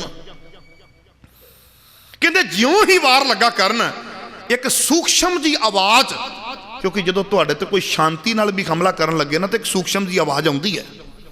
ਇੱਕ ਆਵਾਜ਼, ਉਹ ਜਾਂ ਤੇ ਮਿਆਨ ਦੇ ਵਿੱਚੋਂ ਤੇਗ ਖਿੱਚਦੇ ਦੀ ਆਵਾਜ਼ ਆਈ, ਜਾਂ ਕਿਤੇ ਜ਼ਬਾਨ ਦੇ ਵਿੱਚੋਂ ਹਲਾ ਕਰਦੇ ਦੀ ਆਵਾਜ਼ ਆਈ। ਕਹਿੰਦੇ ਜਿੰਨੀ ਦੇਰ ਨੂੰ ਇਸ ਨੇ ਆਪਣੀ ਆਵਾਜ਼ ਦਿੱਤੀ, ਇੰਨੀ ਦੇਰ ਦੇ ਵਿੱਚ ਸਤਿਗੁਰੂ ਦੇ ਹੱਥ ਵਿੱਚ ਗੜਵਾ ਸੀ, ਭਾਰਾ ਗੜਵਾ। ਅੱਜ ਦੇ ਨਹੀਂ, ਅੱਜ ਤੇ ਗੜਵੇ ਬੜੇ ਹੌਲੇ ਜੇ ਕਰ ਦਿੱਤੇ ਨੇ। ਜੇ ਕਿਸੇ ਵੱਲ ਮਾਰੋ ਤੇ ਬੰਦੇ ਨੂੰ ਕੁਝ ਨਹੀਂ ਹੁੰਦਾ, ਗੜਵਾ ਵਿੰਗਾ ਹੋ ਜਾਂਦਾ। ਬੋਲੋ ਬਈ, ਹੈ ਨਾ। ਉਦੋਂ ਹੁੰਦੇ ਸੀ ਸਰਬ ਲੋਹ ਦੇ ਭਾਰੇ ਗੜਵੇ, ਕਿਲੋ 2 ਕਿਲੋ ਦਾ ਉਹ ਹੋਵੇਗਾ, ਕੋਈ 2 ਕਿਲੋ ਵਿੱਚ ਪਾਣੀ ਵੀ ਹੋਵੇਗਾ, ਜਲ ਹੋਵੇਗਾ। ਜਦੋਂ ਸਤਿਗੁਰ ਪਾਤਸ਼ਾਹ ਜੀ ਨੂੰ ਉਹੀ ਚੁੱਕ ਕੇ ਮਾਰਿਆ ਸਿਰ ਦੇ ਉੱਤੇ, ਨਾਲ ਹੀ ਚਿੱਤ ਹੋ ਕੇ ਧਰਤੀ ਤੇ ਡਿੱਗ ਪਿਆ। ਮੈਂ ਇਸ ਘਟਨਾ ਨੂੰ ਥੋੜਾ ਜਿਹਾ ਇਹ ਲੈਣਾ ਵਾਂ ਕਿ ਗੁਰੂ ਮੇਰੇ ਨੇ ਇਹ ਵੀ ਦੱਸਿਆ ਵੀ ਅਵੇਸਲਾ ਕਦੀ ਨਹੀਂ ਰਹਿਣਾ। ਆਖੋ ਸਤਨਾਮ ਸ੍ਰੀ। ਵਿਚਾਰਿਆ ਜੇ ਕਦੀ, ਮੈਂ ਆਪਣੇ ਐਂਗਲ ਤੋਂ ਦੇਖਦਾ ਵਾਂ, ਅਵੇਸਲਾ ਨਹੀਂ ਰਹਿਣਾ। ਤੇਰੀ ਤਿਆਰੀ ਹੋਣੀ ਚਾਹੀਦੀ ਹੈ। ਜ਼ਰੂਰੀ ਨਹੀਂ ਕਿ ਫੌਜ ਦੇ ਵਿੱਚ ਜੰਗ ਹੋਵੇਗੀ ਤਾਂ ਹੀ ਉਹ ਸਾਰਾ ਕੁਝ ਆਪਣਾ ਕੱਢਦੇ ਨੇ। ਉਹ ਤਿਆਰੀ ਰੋਜ਼ ਰੱਖਦੇ ਨੇ। ਕਹਿੰਦੇ ਜੰਗ ਪੁੱਛ ਕੇ ਥੋੜਾ ਹੋਣੀ। ਬੋਲੋ ਬਈ, ਜੇ ਕੋਈ ਤੁਹਾਡੇ ਵਿੱਚੋਂ ਫੌਜ ਦੇ ਵਿੱਚ ਹੋਵੇ ਤੇ ਐਕਸਰਸਾਈਜ਼ ਵੀ ਰੋਜ਼ ਹੀ ਕਰਦੇ ਆ ਨਾ। ਤੇ ਜੇ ਸੋਚਣ ਨਹੀਂ ਜਦੋਂ ਜੰਗ ਲੱਗੇਗੀ ਘੰਟਾ 2 ਘੰਟੇ ਪਹਿਲਾਂ ਥੋੜਾ ਜਿਹਾ ਸਰੀਰ ਗਰਮ ਜਿਹਾ ਕਰ ਲਾਂਗੇ, ਵਾਰਮ ਅਪ ਜਿਹਾ ਕਰ ਲਾਂਗੇ। ਬੋਲੋ ਬਈ ਨਾ। ਉਹ ਕਹਿੰਦੇ ਜੰਗ ਪੁੱਛ ਕੇ ਥੋੜਾ ਹੋਣੀ ਹੈ, ਤੁਹਾਡੀ ਤਿਆਰੀ ਪੂਰੀ ਚਾਹੀਦੀ ਹੈ। ਸਤਿਗੁਰ ਪਾਤਸ਼ਾਹ ਜੀ ਦੀ ਤਿਆਰੀ ਕਿਹੋ ਜਿਹੀ ਹੋਵੇਗੀ ਕਿ ਜਿੰਨੀ ਦੇਰ ਨੂੰ ਆਹ ਮਿਆਨ ਦੇ ਵਿੱਚੋਂ ਕੱਢ ਕੇ ਗਰਦਨ ਤੱਕ ਤਲਵਾਰ ਜਾ ਰਹੀ ਹੈ, ਉਸ ਤੋਂ ਪਹਿਲਾਂ ਆਪਣਾ ਗੜਵਾ ਸਿਰ ਤੇ ਮਾਰ ਕੇ ਚਿੱਤ ਕਰਕੇ ਧਰਤੀ ਤੇ ਸੁੱਟਿਆ। ਤੁਸੀਂ ਨਾ ਅੱਜ ਵੀ ਮੁਕਤਸਰ ਸਾਹਿਬ ਦੀ ਧਰਤੀ ਤੇ ਜਾਓਗੇ, ਉੱਥੇ ਬਾਹਰਲੇ ਪਾਸੇ ਗੁਰਦੁਆਰਾ ਸਾਹਿਬ ਬਣਿਆ, ਗੁਰਦੁਆਰਾ ਦਾਤਨਸਰ ਸਾਹਿਬ। ਕੀ ਬਣਿਆ ਉੱਥੇ ਨਾ? ਗੁਰਦੁਆਰੇ ਦੇ ਬਾਹਰਲੇ ਪਾਸੇ ਇੱਕ ਸਮਾਧ ਜੀ ਬਣੀ ਹੈ, ਕਬਰ ਜੀ, ਕਬਰ ਬਣੀ ਹੈ, ਸਮਾਧ ਕਹਿ ਲਓ, ਹੈ ਨਾ, ਕਬਰ ਬਣੀ ਹੈ। ਸਿੱਖ ਕਦੀ ਵੀ ਸਮਾਧਾਂ ਤੇ ਕਬਰਾਂ ਦੀ ਪੂਜਾ ਨਹੀਂ ਕਰਦਾ। ਬੋਲੋ, ਸਿੱਖ ਸਮਾਧਾਂ ਤੇ ਕਬਰਾਂ ਦੀ ਵੈਸੇ ਕਹਿੰਦੇ ਹੁੰਦੇ ਹੋ ਪੂਜਾ ਅਕਾਲ ਕੀ, ਪੂਜੀ ਸਾਰਾ ਕੁਝ ਹੀ ਜਾਂਦੇ ਹੋ। ਹਾਂ ਮੈਂ ਦੇਖਿਆ ਧਰਤੀ ਵੀ ਪੂਜਨ ਕਰੀ ਜਾਣਗੇ, ਸਵੇਰੇ ਸਵੇਰੇ ਗੱਲੇ ਦੀ ਵੀ ਪੂਜਾ ਕਰੀ ਜਾਣਗੇ। ਬੋਲੋ ਬਈ, ਦੁਕਾਨ ਤੇ ਜਾ ਕੇ ਧੂਫ ਹੈ ਗੱਲੇ ਨੂੰ ਵਿਚਾਰ ਚ ਫੇਰ ਕਰਦੇ ਆ। ਹਾਂ ਨਹੀਂ, ਬੜਾ ਅਮੀਰ ਸਿਧਾਂਤ ਹੈ ਸਾਡਾ। ਦੁਬਦਾ ਨਾ ਪੜੋ, ਹਰ ਬਿਨ ਹੋਰ ਨਾ ਪੂਜੋ, ਮੜੈ ਮਸਾਨ ਨਾ ਜਾਈ, ਗੱਲ ਹੀ ਮੁਕਾਤੀ। ਹੁਣ ਇੱਥੇ ਗੱਲ ਨੂੰ ਵਿਚਾਰਿਆ ਜੇ, ਉਹ ਜਿੱਥੇ ਡਿੱਗਾ ਉੱਥੇ ਉਹਦੀ ਕਬਰ ਬਣ ਗਈ। ਕਿਉਂ? ਸਿੱਖਾਂ ਦਾ ਸਿਧਾਂਤ ਤੇ ਕਬਰ ਦਾ ਹੈ ਹੀ ਨਹੀਂ, ਫਿਰ ਇਹਦੀ ਕਬਰ ਕਿਉਂ ਬਣਾਈ ਗਈ? ਉੱਥੇ ਨਾ ਤੁਸੀਂ ਜਦੋਂ ਜਾਓਗੇ ਗੁਰਦੁਆਰੇ ਦੇ ਬਾਹਰਲੇ ਪਾਸੇ ਕਬਰ ਬਣੀ ਆ, ਉੱਥੇ ਜੁੱਤੀਆਂ ਪਈਆਂ ਹੁੰਦੀਆਂ ਨੇ ਬੜੀਆਂ। ਮੈਂ ਵੀ ਜਦੋਂ ਫਸਟ ਟਾਈਮ ਗਿਆ ਮੈਂ ਕਿਹਾ ਵੀ ਜੁੱਤੀਆਂ ਇੰਨੀਆਂ ਕਿਉਂ ਪਈਆਂ ਨੇ? ਮੈਨੂੰ ਕਹਿੰਦੇ ਤੁਹਾਨੂੰ ਹਿਸਟਰੀ ਦਾ ਨਹੀਂ ਪਤਾ। ਮੈਂ ਕਿਹਾ ਨਹੀਂ ਕੁਛ ਪਤਾ, ਫਿਰ ਵੀ ਆਪਾਂ ਹੋਰ ਸਮਝ ਲੈਂਦੇ ਆ। ਕਹਿੰਦੇ ਜੀ ਕਿਹਾ ਜਾਂਦਾ ਹੈ ਵੀ ਮੁਕਤਸਰ ਸਾਹਿਬ ਦੀ ਧਰਤੀ ਤੇ ਆਏ ਉਸ ਸ਼ਖਸ ਦੀ ਹਾਜ਼ਰੀ ਲੱਗੇਗੀ ਜਿਹੜਾ 5 ਜੁੱਤੀਆਂ ਦੀ ਕਬਰ ਤੇ ਮਾਰੇਗਾ। ਮੈਂ ਹਿਸਟਰੀ 'ਚ ਪੜ੍ਹਿਆ, ਹਿਸਟਰੀ 'ਚ ਐਸਾ ਕੁਛ ਨਹੀਂ ਮਿਲਿਆ। ਫਿਰ ਮੈਂ ਕਿਹਾ ਵੀ ਨਹੀਂ, ਇਹ ਹਿਸਟਰੀ ਦਾ ਪਾਰਟ ਨਹੀਂ ਹੈ, ਪਰ ਲੋਕ ਕਈ ਵਾਰੀ ਨਾ ਥੋੜਾ ਜਿਹਾ ਜਜ਼ਬਾਤੀ ਹੋ ਕੇ ਵੀ ਕਹਿ ਦਿੰਦੇ ਨੇ ਵੀ ਇਹਨੇ ਗੁਰੂ ਸਾਹਿਬ ਜੀ ਦੀ ਪਿੱਠ ਤੇ ਵਾਰ ਕੀਤਾ ਸੀ, ਪਿੱਠ ਤੇ ਵਾਰ ਕੀਤਾ ਸੀ, ਇਸ ਕਰਕੇ ਇਹਦੀ ਕਬਰ ਤੇ ਵੀ ਜੁੱਤੀਆਂ ਪੈਣੀਆਂ ਚਾਹੀਦੀਆਂ। ਮੈਂ ਕਿਹਾ ਵੀ ਇਹਦੇ ਵਿੱਚੋਂ ਤੇ ਗੱਲ ਨਿਕਲ ਸਕਦੀ ਹੈ, ਪਰ ਮੇਰੇ ਗੁਰੂ ਇਹ ਹੁਕਮ ਨਹੀਂ ਕਰ ਸਕਦੇ ਵੀ ਮਰੇ ਪਏ ਦੀ ਕਬਰ ਵੀ ਕੁੱਟੀ ਆਇਆ ਕਰੋ। ਬੋਲੋ ਬਈ, ਮੇਰੇ ਗੁਰੂ ਐਸੇ ਨਹੀਂ ਹੈ, ਮੇਰੇ ਗੁਰੂ ਦਾ ਸਿਧਾਂਤ ਐਸਾ ਨਹੀਂ ਹੈ ਵੀ ਮਰੇ ਪਏ ਬੰਦੇ ਦੀ ਵੀ ਕਬਰ ਕੁੱਟੀ ਜਾਓ। ਪਰ ਉੱਥੇ ਲੋਕ ਕੁੱਟਦੇ ਆ ਜੀ, ਜਿਨ੍ਹਾਂ ਨੇ ਆਪਣੇ ਜੋੜੇ ਗੁਰਦੁਆਰਾ ਸਾਹਿਬ ਦੇ ਵਿੱਚ ਜਮ੍ਹਾਂ ਕਰਾਏ ਹੁੰਦੇ। ਜਦੋਂ ਗਾਂਹ ਜਾ ਕੇ ਪਤਾ ਲੱਗਦਾ ਨਾ ਵੀ ਕਬਰ ਤੇ ਮਾਰਨੀ, ਉਹ ਨਾਲ ਦੇ ਨੂੰ ਕਹਿੰਦੇ ਆ ਵੀਰ ਜੀ, ਕਹਿੰਦਾ ਹਾਂਜੀ, ਕਹਿੰਦਾ ਆਪਣੀ ਜੁੱਤੀ ਦੀ ਅੱਜ ਹੁਣ ਅੱਜ ਕੱਲ੍ਹ ਬ੍ਰਾਂਡਡ ਪਾਈਆਂ ਹੁੰਦੀਆਂ ਨੇ, ਜਦੋਂ ਕਬਰ ਤੇ ਜ਼ੋਰ ਜ਼ੋਰ ਕੇ ਮਾਰਦੇ ਕਹਿੰਦਾ ਵੀਰ ਜੀ ਹੌਲੀ ਕਰੋ ਯਾਰ, ਜੁੱਤੀ ਭੰਨਣੀ ਮੇਰੀ, ਕੀ ਕਰੀ ਜਾਂਦੇ ਹੋ? ਉਹ ਇੰਜ ਕਰਦੇ ਆ। ਸੋ ਕਹਿਣ ਤੋਂ ਮੇਰੇ ਇੱਕ ਭਾਵ ਹੈ ਕਿ ਉਸ ਵੇਲੇ ਨੂੰ ਮੈਂ ਆਪਣੇ ਨਜ਼ਰੀਏ ਤੋਂ ਦੇਖਦਾ। ਕੁਝ ਤੇ ਦੇਖਦੇ ਨੇ ਵੀ ਜੁੱਤੀਆਂ ਪੈ ਰਹੀਆਂ ਨੇ, ਕੁਛ ਇਹ ਗੱਲ ਕਹਿ ਰਹੇ ਐਸਾ। ਮੈਂ ਦੇਖਦਾ ਵੀ ਮੇਰੇ ਗੁਰੂ ਨੇ ਕਿਹੋ ਜਿਹੀ ਸਾਨੂੰ ਤਿਆਰੀ ਦੱਸੀ ਹੈ ਵੀ ਅਵੇਸਲਾ ਕਦੀ ਨਹੀਂ ਹੋਣਾ। ਬੋਲੋ ਬਈ, ਅਵੇਸਲਾ ਨਹੀਂ ਹੋਣਾ। ਵੀ ਜਿੰਨੀ ਦੇਰ ਦੇ ਵਿੱਚੋਂ ਮਿਆਨ ਤੋਂ ਗਰਦਨ ਤੱਕ ਜਾਣੀ ਹੈ, ਤੇਰੀ ਫੁਰਤੀ ਐਸੀ ਹੋਵੇ ਉਸ ਤੋਂ ਪਹਿਲਾਂ ਚਿੱਤ ਕਰਕੇ ਧਰਤੀ ਤੇ ਸੁੱਟ ਸਕਦਾ ਹੋਵੇਂ। ਆਹ ਚੀਜ਼ ਹੈ ਆਖੋ ਸਤਨਾਮ ਸ੍ਰੀ ਵਾਹਿਗੁਰੂ। ਤਕਨੀਕ ਤੁਹਾਡੇ ਕੋਲ ਹੋਵੇ, ਕਿਸੇ ਵੀ ਚੀਜ਼ ਨੂੰ ਹਥਿਆਰ ਵਜੋਂ ਤੁਸੀਂ ਵਰਤ ਸਕਦੇ ਹੋ, ਆਖੋ ਸਤਨਾਮ ਸ੍ਰੀ ਵਾਹਿਗੁਰੂ। ਤੇ ਜੇ ਤਕਨੀਕ ਨਾ ਹੋਵੇ, ਖਿਮਾ ਕਰਿਆ ਜੇ, ਫਿਰ ਭਾਵੇਂ ਮਹਿੰਗੇ ਮਹਿੰਗੇ ਹਥਿਆਰ ਵੀ ਹੁਣ ਕਿਸੇ ਕੰਮ ਨਹੀਂ ਆਉਂਦੇ। ਇਸ ਕਰਕੇ ਤਕਨੀਕ ਨੂੰ ਵੀ ਸਾਂਭ ਕੇ ਰੱਖਣਾ, ਮਾਰਸ਼ਲ ਆਰਟ ਵੀ ਆਪਣਾ ਨਹੀਂ ਛੱਡਣਾ।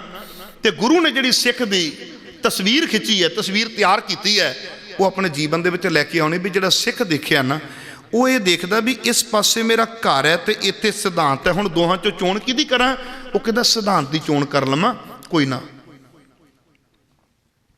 ਗੁਰੂ ਨੇ ਜਿਹੜਾ ਸਿੱਖ ਤਿਆਰ ਕੀਤਾ ਹੈ, ਉਹ ਫਿਰ ਦੇਖਦਾ, ਕਹਿੰਦਾ ਨਹੀਂ ਹੁਣ ਸਿਧਾਂਤ ਨੂੰ ਦੇਖਾਂ ਕਿ ਤਖਤਾਂ ਵੱਲ ਦੇਖਾਂ? ਉਹ ਕਹਿੰਦਾ ਨਹੀਂ, ਇੱਧਰ ਠੋਕਰ ਮਾਰ ਦਿਓ, ਸਿਧਾਂਤ ਬਚਾ ਲਓ। ਬਸ ਆਹ ਬੇਨਤੀ ਹੈ, ਸਾਹਿਬੇ ਕਮਾਲ ਦਾ ਪ੍ਰਕਾਸ਼ ਦਿਹਾੜਾ ਮਨਾਉਣ ਵਾਲਿਓ, ਆਪਾਂ ਸਾਰਿਆਂ ਨੇ ਆਪਣੇ ਘਰਾਂ ਪਰਿਵਾਰਾਂ ਦੇ ਵਿੱਚ, ਆਪਣੇ ਹਿਰਦੇ ਦੇ ਵਿੱਚ ਸਿਧਾਂਤ ਬਚਾ ਕੇ ਰੱਖਣਾ। ਆਖੋ ਸਤਨਾਮ ਸ੍ਰੀ ਵਾਹਿਗੁਰੂ।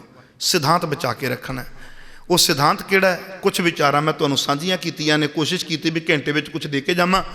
ਤੇ ਕੁਝ ਵਿਚਾਰਕ ਸਾਂਝਾ ਆਪਾਂ ਕਿਤੇ ਨਦੀ ਨਾਬ ਸੰਜੋਗੀ ਮੇਲੇ, ਕਦੀ ਮੇਲੇ ਹੋਣਗੇ ਉਦੋਂ ਕਰਾਂਗੇ। ਭੁੱਲਾਂ ਚੁੱਕਾਂ ਦੀ ਦਿਓ ਜੀ ਖਿਮਾ। ਕੋਟ ਕੋਟ ਧੰਨਵਾਦੀਆਂ ਧੰਨ ਗੁਰੂ ਗ੍ਰੰਥ ਸਾਹਿਬ ਪਾਤਸ਼ਾਹ ਮਹਾਰਾਜ ਜੀ ਦਾ, ਜਿਨ੍ਹਾਂ ਨੇ ਗੋਦ ਵਿੱਚ ਬਿਠਾ ਕੇ ਵਿਚਾਰਾਂ ਦੇ ਯੋਗ ਬਣਾਇਆ। ਧੰਨਵਾਦੀਆਂ ਸਮੂਹ ਸੰਗਤਾਂ ਦਾ, ਬੜੀ ਇਕਾਗਰਤਾ ਬਣਾਈ। ਔਰ ਜਿੰਨੇ ਵੀ ਬੈਠੇ ਸੀ ਸਾਰੀ ਸਰੋਤ ਹੈ, ਸਰੋਤੇ ਹੋ ਤੁਸੀਂ। ਆਨੰਦ ਹੀ ਉਦੋਂ ਆਉਂਦਾ ਹੈ ਜਦੋਂ ਖਿਲਜੁਲ ਹੋਵੇ, ਆਈ ਚਲਾਈ ਜੀ ਹੋਵੇ, ਉਦੋਂ ਵੀ ਆਨੰਦ ਨਹੀਂ ਆਉਂਦਾ। ਤੁਸੀਂ ਸਰੋਤੇ ਹੋ, ਜੁੜੇ ਹੋ, ਪਤਾ ਨਹੀਂ ਲੱਗਾ ਸਮਾਂ ਕਿਵੇਂ ਗੁਜ਼ਰ ਗਿਆ। ਸਗੋਂ ਸੋਚਦਾ ਵਾਂ ਬਈ ਮੈਨੂੰ 6 ਘੰਟੇ ਆਉਂਦਿਆਂ ਲੱਗ ਗਏ, 6 ਘੰਟੇ ਜਾਂਦਿਆਂ ਲੱਗ ਗਏ, 12 ਘੰਟੇ ਲਾਏ, ਪਰ ਉੱਥੇ 1 ਘੰਟਾ ਹੀ ਲਾਇਆ। ਕਈ ਵਾਰੀ ਆਉਂਦਾ ਖਿਆਲ ਉੱਥੇ ਘੰਟਾ ਹੀ ਲਾਇਆ, ਸਫ਼ਰ ਦੇ ਸਗੋਂ 12 ਘੰਟੇ ਲਾਤੇ। ਨਹੀਂ, 1 ਘੰਟੇ ਵਿੱਚ ਵੀ ਆਪਣੀ ਗੱਲ ਰੱਖੀ ਜਾ ਸਕਦੀ ਹੈ। ਬਹੁਤ ਬਹੁਤ ਤੁਹਾਡਾ ਧੰਨਵਾਦ। ਰਾਤ ਕਾਫੀ ਵੀਰਾਂ ਦੇ ਫੋਨ ਆਏ, ਭਾਈ ਸਾਹਿਬ ਟਿਕਾਣਾ ਆਪਾਂ ਆਪਣੇ ਘਰ ਕਰ ਲਈਏ। ਸਾਡੇ ਵੀਰ ਬੜੇ ਪਿਆਰੇ ਗੁਰੂ ਘਰ ਦੇ ਕੀਰਤਨੀਏ ਭਾਈ ਮਹਿੰਦਰ ਸਿੰਘ ਜੀ, ਜਦੋਂ ਕਿਤੇ ਉਧਰ ਨੂੰ ਜਾਣਾ ਹੁੰਦਾ ਲੁਧਿਆਣੇ, ਇਹ ਵੀ ਮੈਨੂੰ ਮਿਲ ਕੇ ਜਾਂਦੇ ਆ। ਤੇ ਜੰਮੂ ਦੀ ਸੰਗਤ ਇਸ ਵਾਰੀ ਮੈਨੂੰ ਮੋਰਚੇ ਵਿੱਚ ਵੀ ਕਾਫੀ ਵੀਰ ਮਿਲੇ, ਕਹਿ ਰਹੇ ਸਨ, ਕਹਿਣ ਲੱਗੇ ਭਾਜੀ, ਮੈਂ ਕਿਹਾ ਹਾਂਜੀ, ਕਹਿੰਦੇ ਜੰਮੂ ਦੀ ਸੰਗਤ ਨੂੰ ਵੀ ਬੇਨਤੀ ਕਰੋ ਵੀ ਜੰਮੂ ਦੀ ਸੰਗਤ ਘੱਟ ਆਈ ਹੈ, ਪਹੁੰਚੇ। ਮੈਂ ਕਿਹਾ ਨਹੀਂ, ਜੇ ਆਮ ਤਰ੍ਹਾਂ ਪ੍ਰਚਾਰਕ ਨੇ ਵੀ ਕਹਿ ਦਿੱਤਾ ਤੇ ਉਹ ਆਨੰਦ ਨਹੀਂ ਬਣਨਾ। ਪ੍ਰਚਾਰਕ ਆਪਣੇ ਅੰਦਾਜ਼ ਦੇ ਵਿੱਚ ਕਹੇਗਾ, ਕਿਉਂਕਿ ਜੇ ਮੈਂ ਮਿਹਣਾ ਜਾ ਮਾਰਿਆ ਬਾਕੀ ਆਈ ਹੈ, ਜੰਮੂ ਵਾਲੇ ਨਹੀਂ ਆਏ, ਤੇ ਜਿਹੜੇ ਆਏ ਹੁੰਦੇ ਨੇ ਉਹ ਫਿਰ ਪਰਸਨਲੀ ਫੋਟੋ ਮੈਨੂੰ ਟੈਗ ਕਰਨਗੇ, ਆ ਵੇਖ ਮੈਂ ਤੇ ਆਪੜਿਆ ਸੀ, ਹੈ ਨਾ। ਉਹ ਇੱਕ ਕਿਹੜ ਜੀ ਹੋ ਜਾਂਦੀ ਹੈ। ਮੈਂ ਕਹਿੰਦੀ ਆਪਾਂ ਉਂਝ ਬੇਨਤੀ ਕਰਦੇ ਹਾਂ ਵੀ ਭਾਈ ਸਾਰੇ ਆਪਾਂ ਰਲ ਮਿਲ ਕੇ ਸਾਥ ਦਈਏ। ਕਿਸਾਨੀ ਦਾ ਮੁੱਦਾ ਜਿਹੜਾ ਪੂਰੇ ਦੇਸ਼ ਦਾ ਮੁੱਦਾ ਹੈ ਨਾ, ਪੂਰੇ ਦੇਸ਼ ਦਾ ਮੁੱਦਾ। ਮੈਂ ਕਿਹਾ ਆਪਾਂ ਇਸ ਤਰੀਕੇ ਨਾਲ ਆਪਾਂ ਆਪਣੀ ਗੱਲ ਰੱਖ ਲੈਂਦੇ ਹਾਂ।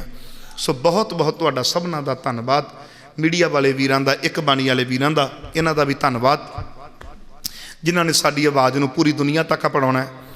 ਪ੍ਰਾਈਮ ਪੰਜਾਬ ਵਾਲੇ ਵੀਰਾਂ ਦਾ ਵੀ ਧੰਨਵਾਦ ਜਿਨ੍ਹਾਂ ਨੇ ਆਵਾਜ਼ ਦੁਨੀਆ ਤੱਕ ਲੈ ਕੇ ਜਾਣਾ ਹੈ। ਸਭਨਾਂ ਦਾ ਧੰਨਵਾਦ ਕਰਦਾ ਹੋਇਆ ਮੈਂ ਚਾਹਾਂਗਾ ਫਤਿਹ ਦਾ ਜਵਾਬ ਫਤਿਹ ਦੇ ਅੰਦਰ ਗੱਜ ਵੱਜ ਕੇ ਦੇਣਾ। ਮੈਨੇਜਮੈਂਟ ਦਾ ਧੰਨਵਾਦ, ਨੌਜਵਾਨ ਵੀਰਾਂ ਦਾ ਧੰਨਵਾਦ ਜਿਹੜੇ ਉਦਮ ਤੇ ਉਪਰਾਲਾ ਕਰਦੇ ਨੇ।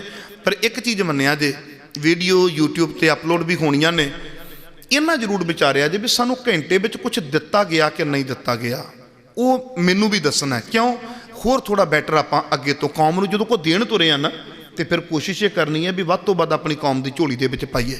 ਭੁੱਲਾਂ ਚੁੱਕਾਂ ਦੀ ਖਿਮਾ, ਕੋਈ ਰਸਨਾ ਵਾਂਝੀ ਨਾ ਰਵੇ। ਬੁਲਾਓ ਗੱਜ ਕੇ ਫਤਿਹ ਔਰ ਆਖੋ ਜੀ ਵਾਹਿਗੁਰੂ ਜੀ ਕਾ ਖਾਲਸਾ, ਵਾਹਿਗੁਰੂ ਜੀ ਕੀ ਫਤਿਹ। ਵਾਹਿਗੁਰੂ ਜੀ ਕਾ ਖਾਲਸਾ, ਵਾਹਿਗੁਰੂ ਜੀ ਕੀ ਫਤਿਹ। ਗੁਰੂ ਰੂਪ ਸਾਧ ਸੰਗਤ ਜੀਓ, ਇਹ ਸਨ ਸਤਿਕਾਰਯੋਗ ਭਾਈ ਸਾਹਿਬ ਭਾਈ ਹਰਪ੍ਰੀਤ ਸਿੰਘ ਜੀ ਮੱਖੂ, ਜਿਨ੍ਹਾਂ ਪਾਸੋਂ ਆਪ ਜੀ ਨੇ ਸਾਹਿਬ ਸ੍ਰੀ ਗੁਰੂ ਗੋਬਿੰਦ ਸਿੰਘ ਮਹਾਰਾਜ ਜੀ ਦਾ ਇਤਿਹਾਸ ਅਤੇ ਗੁਰਮਤਿ ਵਿਚਾਰਾਂ ਸਰਵਣ ਕੀਤੀਆਂ ਨੇ। ਭਾਈ ਸਾਹਿਬ ਜੀ ਦਾ ਵਿਦਿਆਰਥੀਆਂ ਵੱਲੋਂ, ਅਧਿਆਪਕਾਂ ਵੱਲੋਂ ਅਤੇ ਸਟੇਜ ਵੱਲੋਂ ਤਹਿ ਦਿਲੋਂ ਧੰਨਵਾਦ ਕੀਤਾ ਜਾਂਦਾ ਹੈ। ਅਸੀਂ ਆਸ ਕਰਦੇ ਹਾਂ ਕਿ ਅੱਗੇ ਤੋਂ ਜਦੋਂ ਵੀ ਭਾਈ ਸਾਹਿਬ ਨੂੰ ਯਾਦ ਕੀਤਾ ਜਾਵੇਗਾ, ਭਾਈ ਸਾਹਿਬ ਜੀ ਇਸੇ ਤਰ੍ਹਾਂ ਦਰਸ਼ਨ ਦੇਣਗੇ। ਭਾਈ ਸਾਹਿਬ ਨੇ ਇੱਕ ਗੱਲ ਬਹੁਤ ਵਧੀਆ ਕਹੀ ਹੈ ਕਿ ਕੋਈ ਵੀ ਧਰਮ ਮਾੜਾ ਨਹੀਂ। ਤੁਸੀਂ ਵੇਖੋ ਜੋ ਗੰਗੂ ਰਾਮ ਸੀ, ਜਿਸਨੇ ਸਾਹਿਬਜ਼ਾਦਿਆਂ ਨੂੰ ਫੜਾਇਆ, ਉਹ ਵੀ ਹਿੰਦੂ ਸੀ। ਤੇ ਦੂਜੇ ਪਾਸੇ ਮੋਤੀ ਰਾਮ ਮਹਿਰਾ ਜੀ, ਜਿਨ੍ਹਾਂ ਨੇ ਛੋਟੇ ਸਾਹਿਬਜ਼ਾਦਿਆਂ ਨੂੰ ਅਤੇ ਮਾਤਾ ਗੁਜਰ ਕੌਰ ਜੀ ਨੂੰ ਦੁੱਧ ਪਿਲਾਉਣ ਦੀ ਸੇਵਾ ਕੀਤੀ। ਦੂਜੇ ਪਾਸੇ ਤੁਸੀਂ ਵੇਖੋ ਵਜ਼ੀਰ ਖਾਂ, ਔਰੰਗਜ਼ੇਬ, ਇਹ ਮੁਸਲਮਾਨ ਸੀ। ਪਰ ਦੂਜੇ ਪਾਸੇ ਗੰਨੀ ਖਾਂ, ਨੱਬੀ ਖਾਂ, ਜਿਨ੍ਹਾਂ ਨੇ ਸਾਹਿਬ ਸ੍ਰੀ ਗੁਰੂ ਗੋਬਿੰਦ ਸਿੰਘ ਮਹਾਰਾਜ ਨੂੰ ਬਾਦਸ਼ਾਹਾਂ ਵਰਗਾ ਦਰਜਾ ਦਿੱਤਾ। ਸਾਈਂ ਮੀਆਂ ਮੀਰ ਜੀ, ਜਿਨ੍ਹਾਂ ਪਾਸੋਂ ਸਾਹਿਬ ਸ੍ਰੀ ਗੁਰੂ ਅਰਜਨ ਦੇਵ ਜੀ ਨੇ ਦਰਬਾਰ ਸਾਹਿਬ ਦਾ ਨੀਂਹ ਪੱਥਰ ਰਖਵਾਇਆ। ਕਹਿਣ ਦਾ ਮਤਲਬ ਇਹ ਹੈ ਕਿ ਧਰਮ ਕੋਈ ਵੀ ਮਾੜਾ ਨਹੀਂ। ਜੋ ਕਿਸੇ ਤੇ ਜ਼ੁਲਮ ਕਰਦਾ ਹੈ ਉਸ ਦਾ ਕੋਈ ਧਰਮ ਨਹੀਂ ਹੁੰਦਾ। ਸਾਡਾ ਕੰਮ ਇਹ ਨਹੀਂ, ਸਾਡਾ ਕੰਮ ਹੈ ਇਹਨਾਂ ਵਿੱਚੋਂ ਲੰਘ ਕੇ ਭਈ ਪ੍ਰਾਪਤ ਮਾਨੁਖ ਦੇ ਹੋਰੀਆ, ਗੋਬਿੰਦ ਮਿਲਣ ਕੀ ਇਹ ਤੇਰੀ ਬਰੀਆ। ਪ੍ਰਭੂ ਪਰਮਾਤਮਾ ਨਾਲ ਸਾਂਝ ਪਾਉਣਾ ਸਾਡਾ ਮਕਸਦ ਹੈ।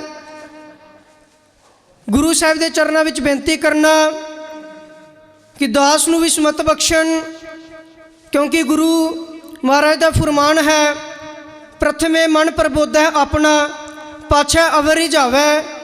ਦੂਜਿਆਂ ਨੂੰ ਸਮਝਾਉਣ ਤੋਂ ਪਹਿਲਾਂ ਆਪਣਾ ਫਰਜ਼ ਹੈ ਕਿ ਆਪਣੇ ਮਨ ਨੂੰ ਵੀ ਉਭਾਰਿਆ ਜਾਵੇ, ਆਪਣਾ ਜੀਵਨ ਵੀ ਸੁਚੱਜੇ ਢੰਗ ਨਾਲ ਜੀਵਿਆ ਜਾਵੇ।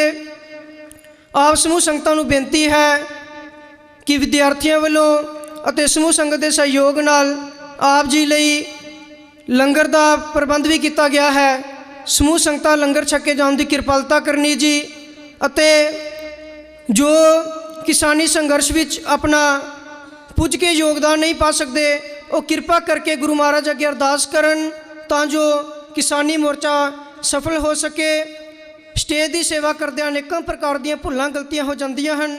ਅਣਜਾਣ ਬੱਚਾ ਸਮਝ ਕੇ ਖਿਮਾ ਕਰਨੀ। ਹੁਣ ਭਾਈ ਸਾਹਿਬ ਜੀ ਨੂੰ ਬੇਨਤੀ ਹੈ ਕਿ ਆਨੰਦ ਸਾਹਿਬ ਦਾ ਪਾਠ ਕਰਨਗੇ। ਉਸ ਤੋਂ ਸਮੂਹ ਸਾਧ ਸੰਗਤ ਜੀ ਅਰਦਾਸ ਵੀ ਸ਼ਾਮਲ ਹੋਣ ਦੀ ਕਿਰਪਾਲਤਾ ਕਰਨੀ ਜੀ। ਵਾਹਿਗੁਰੂ ਜੀ ਕਾ ਖਾਲਸਾ, ਵਾਹਿਗੁਰੂ ਜੀ ਕੀ ਫਤਿਹ। ਰੰਗ ਰਤੇ ਸਵ